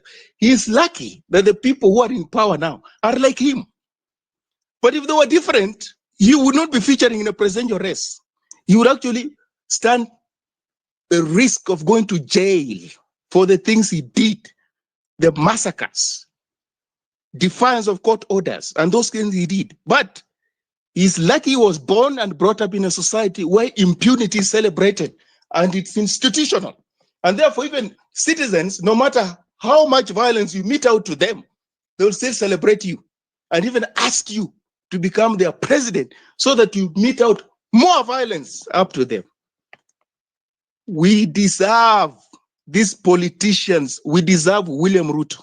Tibal, if Matiang'I was to run against William Ruto would take him to the cleaners. That is so basic and commonsensical. He will take him to the cleaners because they are both cynical people, only that William Ruto has got the instruments of power and he will use them to checkmate him. If they couldn't stop him when they had instruments of power with Uhuru Kenyatta, if he's his project, I don't understand how they are going to best him now that he's in power, no matter how enraged we are with William Ruto. He's a very cynical politician. Matiang'I is. So let's see how it's going to play itself out. I yield the ball. Thank you. Well done. Spoken quite movingly there. Not after issues, just waking up our consciences, bro. We really do appreciate. Let's take Wanjiru. Wanjiru, over to you. Good evening, Dibal, and thank you very much for organizing this platform where we can come and listen to, very, very good debates about what's happening in our country. I just want to take a different approach to my contribution, and I'm just looking at the current Kenyan political situation in respect to the Easter story. And I look at Jesus Christ for the sake of the Christians in the platform. You might, know this story very well. He did sacrifices himself for the salvation of humanity, and even though he did so many things that we read about, very good things, saving, raising people from the dead, feeding the multitude. He still got betrayed, especially by people who were very close to him. He was crucified. And my message to Matiang'I is Jesus was celebrated as he entered Jerusalem. On Palm Sunday, the crowds were singing Hosanna, Hosanna, praising Jesus. But on the Friday, he got crucified. We saw Mukisa Kitui, how he came in when he was, coming in and planning to vie for presidency. And we saw what happened just before he even got there. A lot of scandals, it was very ugly what happened to him. And he came in, he resigned from a job abroad to come and vie for presidency. What I can say in this case, Matiang'I is just entered Jerusalem and the crowds are singing Hosanna to him. But if he's not careful, he's going to go through betrayal. There might be a Judas in his camp who will betray him. And even those who are singing Hosanna, like Peter, denied Jesus, he might go down that route. So Kenya is a very, very unique country. We saw what happened to William Ruto. He was the chosen one, the savior in 2022. A lot of people sang praises for him. Those same people now are saying Ruto must go. So just like Weston said, sometimes we deserve what we get because we are very emotional as a country. We very emotional. We think emotionally. We vote emotionally, and then later on we start regretting. So I think it's a time that the country needs to sit down, interrogate all these people who are, aspiring to be presidents in the future, and ask these questions. In this kidney organ trafficking, what would Matiang'I do if he was president today? What would Gachagua do if he was president today? What would Kalonzo do if he was president today? What would they do? And why are they quiet now? And all these things, all the ills in the society that are happening now, why are they quiet? Why are they not offering solutions? Why are we listening to Gachagua every Sunday lamenting and uncovering all the ills of this government? Why is he not offering a solution? Why are these leaders not coming up and saying, this is where we are as a country, we have all these problems, these are the solutions we are proposing? Why are we not hearing these voices? Why are we only hearing people criticizing, people going on podiums and calling people names and criticizing government? When are we going to have people of, integrity come up and say, with the economy, we can propose this. With, whatever is happening, these are our solutions, these are our proposals, so that people can start interrogating and say, well, if these people become leaders in the future, I think they might be able to lead properly or better than the current government.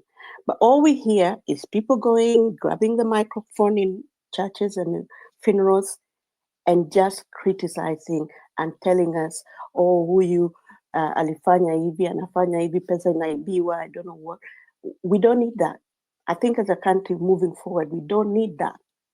We need people to take those microphones and say, yes, the economy is not performing well. These are our proposals. I will land on that. Thank you. Thank you, Wajiro. Thank you for those sentiments. We really do appreciate it. Abdurrahman, if yes, you can actually just share your contribution as well briefly. Thank you so much. I stand to represent the voice of a fairly younger generation. I'm a millennial. But we stand on the shoulders of giants who have come before us, the Professor Kawanjas, Kabandos of this world, Dr. James Nyikal, and we actually see the sacrifices that you people make. Especially, I want to commend the approach that Dr. Nyikal has taken on this kidney harvesting issue, and I want him to know that we have full confidence in his committee to have the full investigations disclosed to the people of Kenya, so that we get to know the center of where this tissue cross matching and all the testing that was happening and all that. We are obsessed with the presidency, but mine, I want to advise and also call on the fairly younger people who are politically conscious, as we've seen the previous year and the year we are in of our Lord, that if we were to be actively involved in politics and take other elective positions where key decisions are made, we can actually render this presidential position sort of irrelevant, so that even if we were the critical masses were to elect people of the names that have been mentioned here, we able to balance and to reverse if they were to lead our nation towards the direction that majority of people are not willing to take. So I want also to ask that those of us that have thought politics do not have an impact on their lives to reconsider the positions and join the ever-growing voices of youth and the fairly young at heart that are willing to see change in our country, to take these political positions so that we implement the change that we do need. I also call for stronger people of integrity to fill institutions in our nation that need, as someone has mentioned before, that when our state is filled with people of integrity that steer the nation towards prosperity and able to counter evils that have been perpetrated by generations before us, then it doesn't matter who come up there and try to twist and to twist people in compromising the integrity. Then we're going to set the mood and then the direction of our country towards prosperity, and to bequeath the generations that will come after us with a proper and a more revolutionized nation. Thank you so much, Dibal, for the beautiful work you're doing. We see you and we celebrate you. Thank you so much. Thank you, Abraham. We appreciate your sentiments as well. Keep on also contributing on the platform more and more. I want to hand over to Esther Nyonje. Esther Nyonje, right? Kindly be brief as well, my dear. Thank you. Thank you, Dibal. I will start from asking you to include more women on your speakers panel, because for the last shows, it has been a highly dominated space by men. I'm wondering, where are the women for the legislators, for the governance experts, academia, and all that? So that's a call to you, to the show, Dibal. And my contribution is that we know that our country is usually it's usually highly continuously politically, right from the elections to the next elections. we are always in a political mode, and that's a sad thing, starting from the appointments of the PSS and the CSS and people in service delivery positions. It's all about the politics. And as much as we'll be told that it's politics, you need to, the violence, take it by force, and you need to fight for your positions, let us not forget that we are a country that is governed by rule of law and the constitution. Every aspect, be it be devolution, be it be public finance, there are structures that govern these aspects. And therefore, where is the other aspect of the social contract that people need service delivery, even if we're a political country? And speaking, I'm hearing about other names like Matiang'I coming up at this time. It's good to start having the conversation about alternative leadership, because many people are shying away from political positions because you know how expensive it is. So as we get into the conversation of alternative leadership, and I I am not so happy about pointing out individuals at this time, because political alliances and formations are going to change. They say a day in politics is such a long time. By 2027, we'll have very different formations. So at this time, as a youth in this country, and I'm urging other fellow youth to organize in terms of agenda, and organize in terms of arming themselves in how are we going to make our political space less expensive, because that comes up to a responsible citizenry. It is when the president will be taking his hat, his cape and his shirt campaigning, he will come to the people to ask for the votes. When the governors and the MCS, they will come to the people to ask for the votes. So the people should know that the power they have, and it is our responsibility in this space and beyond to pass this message to the people, to know that it is you who gives the politicians this power. Whatever we have today, whatever we're complaining today, is a reflection of what we chose in the ballot in 2022.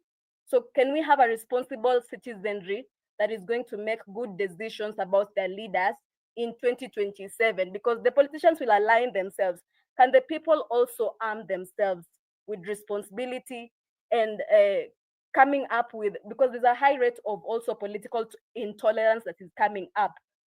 What are we doing about this as we head into 2027? What are the electoral reforms as we head into? What are we doing to make our politics less expensive, so that we are not bribed, that we are not used as tools for politicians, but we're going to make responsible decisions? That is my take for today. Thank you. Thank you, Esther, there for your sentiments. And yeah, we do acknowledge your frustration, and we'll work on it as well. I want just to hand over the mic to Joe Ogasigu. Joe, if you may also just share briefly your question or contribution. We need to wind up way beyond time. Joe, kindly get muted. All right. Thank you so much. Thank you so much for giving me a couple seconds to chime in my 2 cents. I'm glad that we're having this conversation. I think they say that a problem that is talked about is a problem that is half solved. So I think we're halfway there towards salvaging our country and providing solutions to what's affecting us all. The issue of Professor Matiang'I being pushed on the throats of Kenyans, it has been quite insensitive, because we saw him rule with Uhuru and Ruto. And we know for sure that if he becomes the next president of Kenya, he's just going to continue on the same path that Uhuru and then Ruto have taken us through. There are some Kenyans who want to see Uhuru and Ruto prosecuted for the crimes they've committed against, Kenyans. For sure, Dr. Fred Matiang'I is not going to be the guy to send those two to jail. He worked for them, and he was very efficient for them. He was actually their hammer and the sickle for making sure he silences dissent. And he was very effective, two-faced. He could tell the crowd, this is what's happening. But at the same time, he's doing something in the background that's completely opposite. So he is the best candidate. If you want the status quo of oppressing Kenyans to go on, he's the best candidate to carry on the job. There are so many people who disappeared under the tenure of Dr. Fred Matiang'I. We saw those strange fish floating on River Yala. I'm using the term strange fish in relation to the strange fruit that was growing on top of trees in the United States when they were under the apartheid regime of Jim Crow. So if you want to get away from one monster and be ruled by another monster, then I think we Kenyans we really have a long way to learn.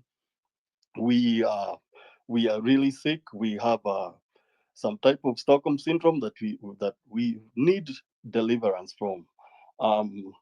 He kind of jeopardized the education system. The Kenyan education system started falling from when they took over, and it hasn't recovered yet. Right now, education system is in the pits. It's worse than when he took it over, and we need someone who's going to repair our education system.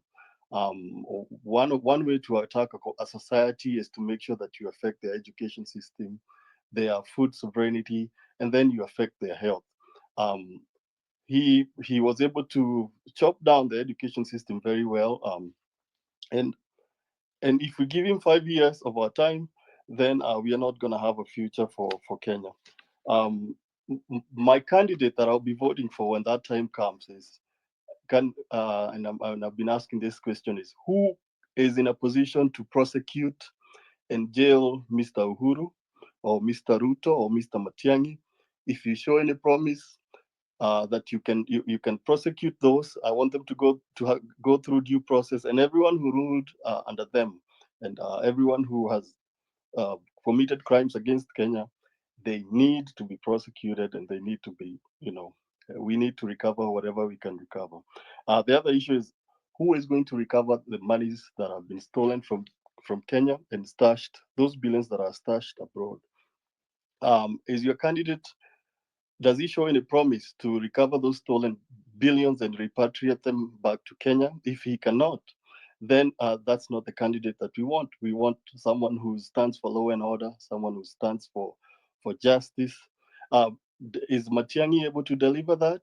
And he's been accused of becoming a dollar billionaire within a very short time without having a single industry or a single product, a single book under his name. I think I will stop at that. Thank you. Thank you, Joe.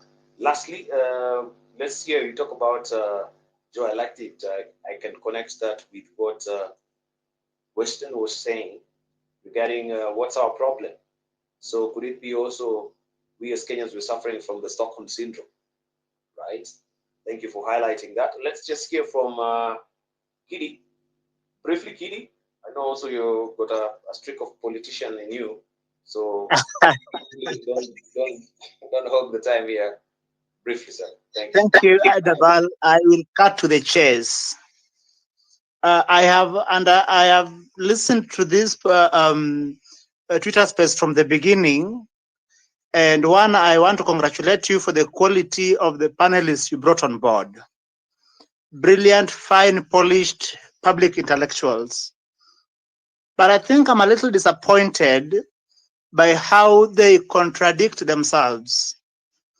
Because when you hear someone like Professor Herman Manyora, whom I think has done a good work both in the academia and in the practice of politics, in attempting to redirect this country towards its better angels, actively advocating for a Matiang'I presidency, it shocks conscience. And let me say this. It is President Ronald Reagan who said that every politician wants to say that they were born in a log cabin that they built themselves. And that I think also it is Martin Luther King Jr. who says that, no, it is not Martin, it is John Bercow, the former speaker for UK, who says that every man can endure adversity, but to test a man's character, give him power. We have seen how Dr. Matiang'I has used power when he was in a place of responsibility. When when our heroes like Professor Manyora, Senator Onyonka et al. Are telling us what a wonderful alternative Dr. Matiang'I would be, we must remember that the problem we have in the education sector called the CBC was brought in when we had Dr. Matiang'I there. Or even when he was there, he didn't engender, because part of the outcry then was that there was very little stakeholder management, and the government was bulldozing its way. Right now, the future of this country is hanging on the balance in part because Matiang'I was holding a place of responsibility. I moved to Interior when he was at Interior. And it is when we have always known that when a government is put in place, there are three critical things that a government must do: preserve the right to life, right to liberty, and as Americans put it, pursuit of happiness, which is the right to own property. That under Dr. Matiang'I, when he was at Interior, we saw how he deployed the state security apparatus to destroy the dwelling places of people, sometimes in contravention of court orders.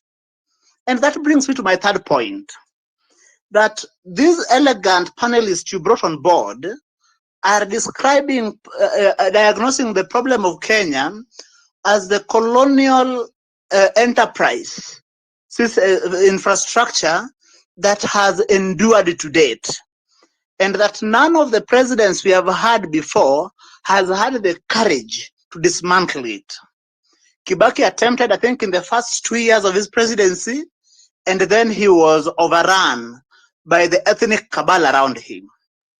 So my question is, and I think maybe a food for thought, that when Matiang'I was working for Uhuru, and I think it is the former MP for Nyeri, Kabando Kabando, who said that Uhuru would send people to Matiang'I.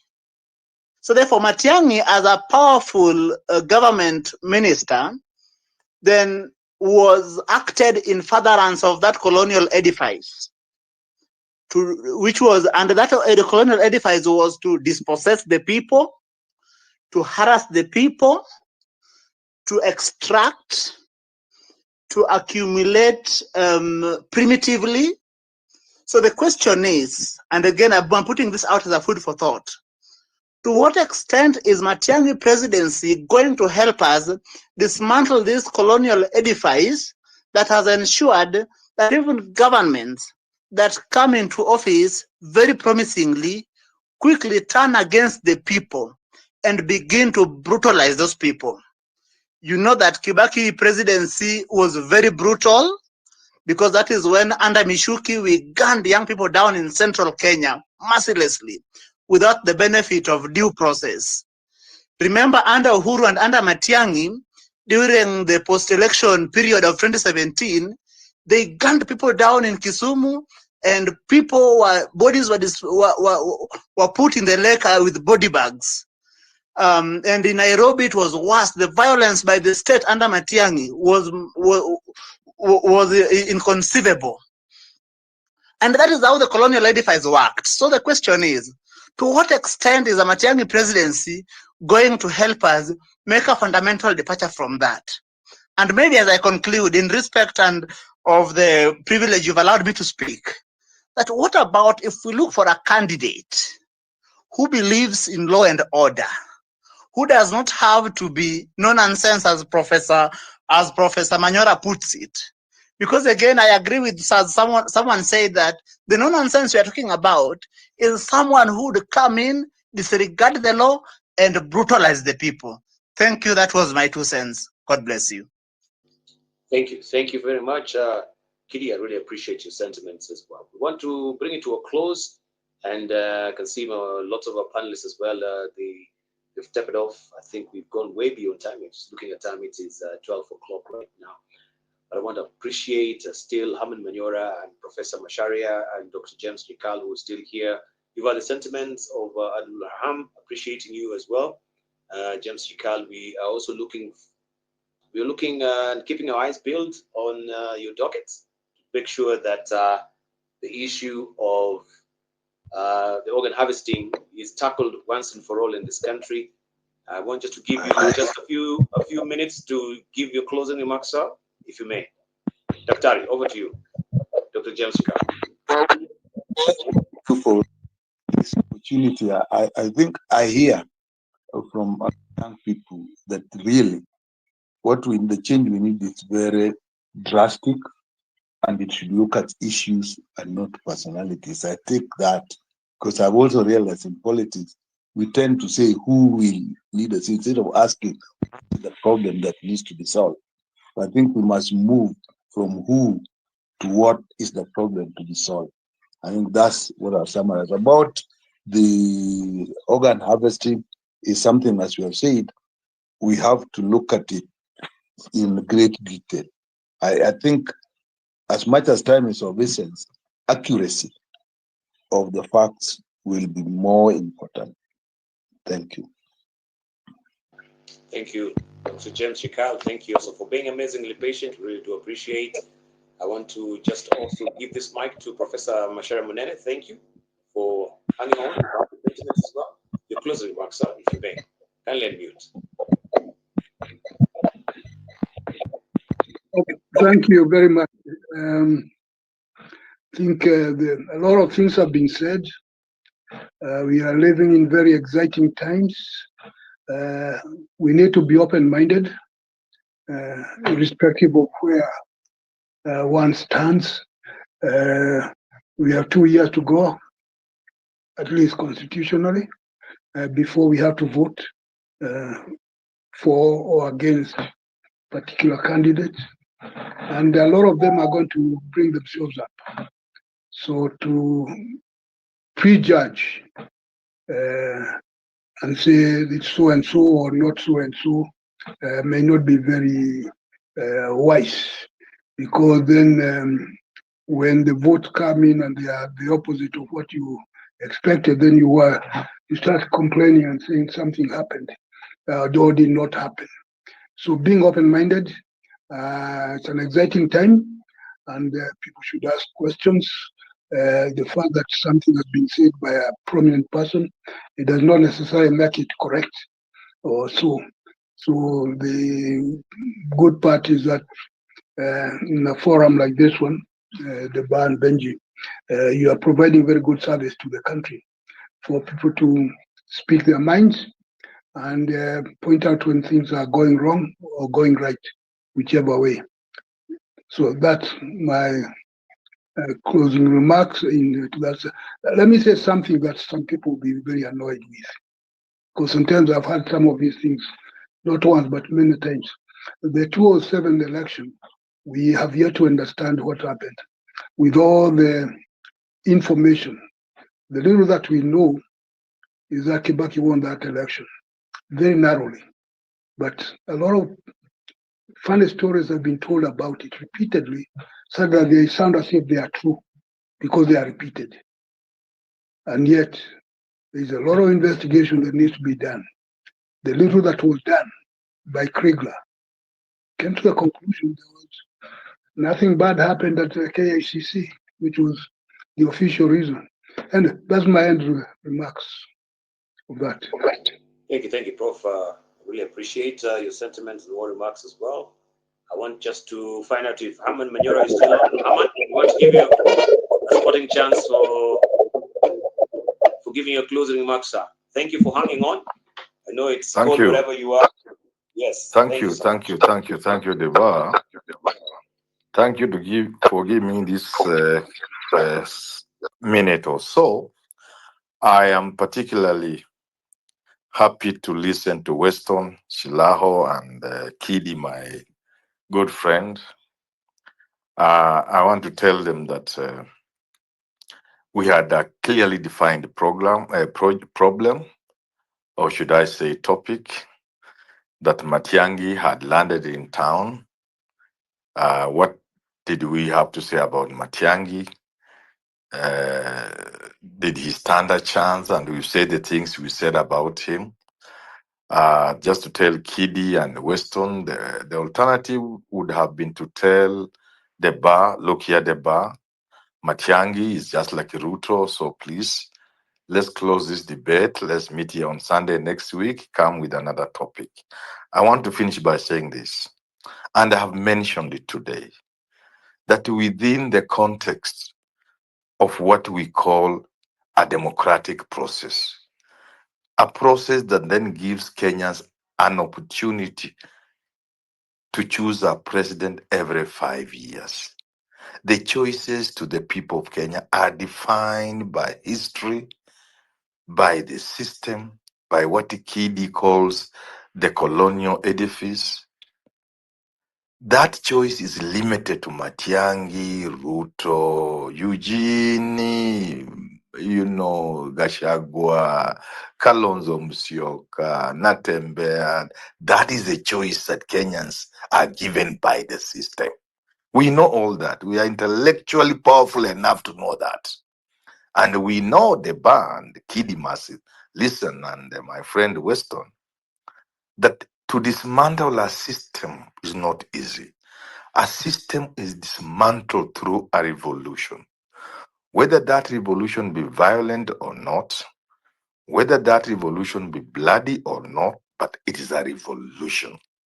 A country may be lucky if that is a revolution of the mind, as it has happened in places like El Salvador and a bit of Senegal and one or two other places, where the people can get to the conclusion that I've mentioned this evening, that people can conclude that these leaders we have cannot see them through the challenges they face, and completely reject the status quo politicians and so-called leaders and look for somebody like Manyora who can straighten things up.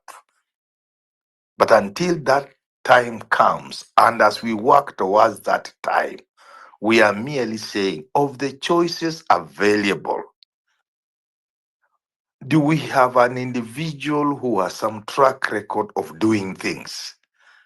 And within the context of that limited choice, then the name Matiang'I stands out. That's all we are saying. We are not oblivious of the fact that the system has given us a very limited choice. And for us to break and get into a new Kenya, we will need something like a revolution. Who knows? People trusted Ruto. He was a savior. He has brought us where we are. Supposing we tried Matiang'I and he brings us where Ruto has brought, who knows? That might be what is required in this country, because I do know that hopelessness can breed the sort of anger that is necessary to usher in a new Kenya through a revolution. I just wanted to point out to Weston and the Kiddy that we are aware and we know that we are talking about the status quo, a system that we are using now, but that we deserve better. And one day we will get that better, because we continuously work towards getting that is better, that we deserve as the people of this country. Thank you. Thank you, Harmon Manyora. I appreciate your sentiments as well. And thank you for hanging on until this time. I know most of them have dropped off because we've gone way beyond time, and you always advise me as well, we shouldn't really go way beyond time. We want to wind up at that, but let me just hand it over to Benjin Dolo just to say a few words as well before we wind up. Benji, over to you. Dibal, my brother, we are actually into Monday morning. It's quite unbelievable for me. These spaces have become a weekly ritual of intellectual rigor, of interrogation. I'm very impressed by every contribution made here this evening. Just to commend everybody for sobriety, for research, for ability to communicate, to articulate. Esther, I hear you, and it's not like we are trying to make this only a manel. No, this is a space that is very available and open to ladies. For some statistical reason, you find that there are very few ladies that put themselves forward, but I believe that we can change that progressively as we go. Thank you for your own contribution, for your own, together with Wanjiro and others, for your own curiosity and just intellectual acumen. We really appreciate that. Diba, let me sign off by saying that in every debate, and I'm in very many debates, online, offline, on TV, on radio, on podcasts, etc., you will notice one thing, Diba, and I'm not here to campaign for anybody, some are even dead, that every time we're talking about good governance and every time an example comes up on where we've gotten it right or where we have begun to get it right, the name Kibaki comes up. And I was just saying this when it occurred to me that at the height of 2007 2008 violence, President Kibaki was advised to deploy the military and he adamantly refused.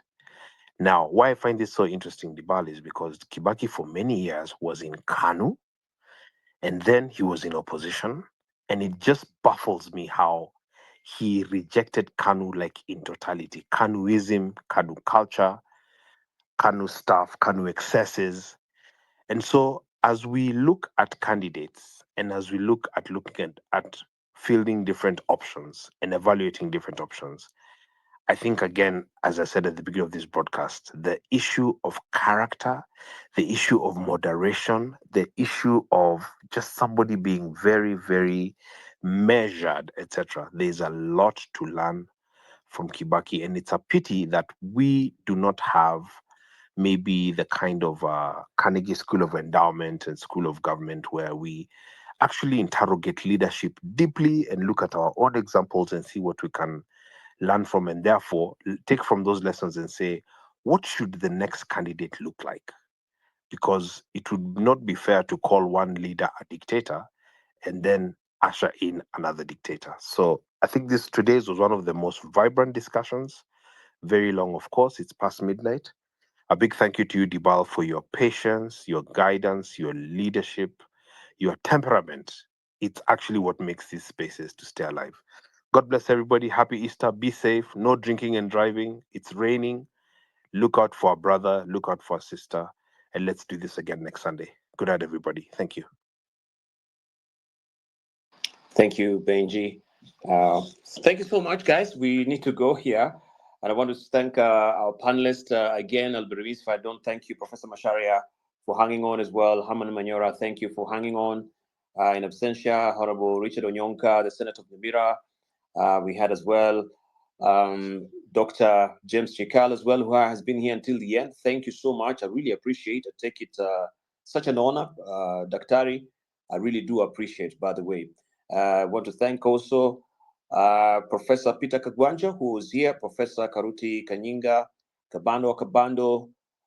This gentleman, they've made the show such a treat today with the luminary insight that we've really gotten today. I really want to thank you so much. And as always, we wind up the show by saying, in essentials, unity, in non-essentials, liberty, in all things, charity.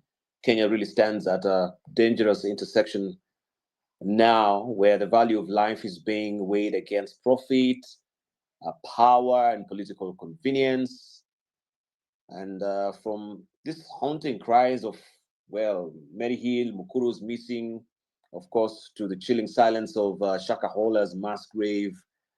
And we can talk about the sterile holes also of institutions like what I've just mentioned, Mary Hill, what they're doing. We are reminded that our nation's wounds are not just physical, they're deeply moral. And I think that has been remarkably showcased here today. And there is also a remarkable concurrence on such an issue today.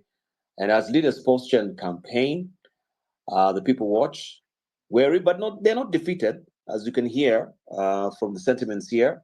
Matiang'i's returns, of course, stirs the pot, yes, but can be the question everyone is asking, can he be the surgeon this country needs, or just another must undertake of broken promises? And you've heard his sentiments here today. And I want to thank you so much for your contribution. Thank you to you, Weston. Thank you to you, Kidi. Thank you to Esther. Thank you to Abdurrahman. Thank you to Abdi Nur as well, Alenga. I can't also forget Dr. Ignatius, all the way from Dubai. We really do appreciate it. Thank you. Let's do it next time. On Sunday, every Sunday, we're here where we tackle, of course, matters politics, matters economics and social governance in this country. I really do appreciate it. Thank you for being amazingly patient until this time. Today we've gone way beyond time, I must say, but I want to thank you so much. Let's do it next Sunday. May God bless you as always, and may you be a pillar of cloud by day and a pillar of fire by night. May He bless your water, and may He bless your bread as well. Thank you. Master, peace and love be multiplied to you. Good evening.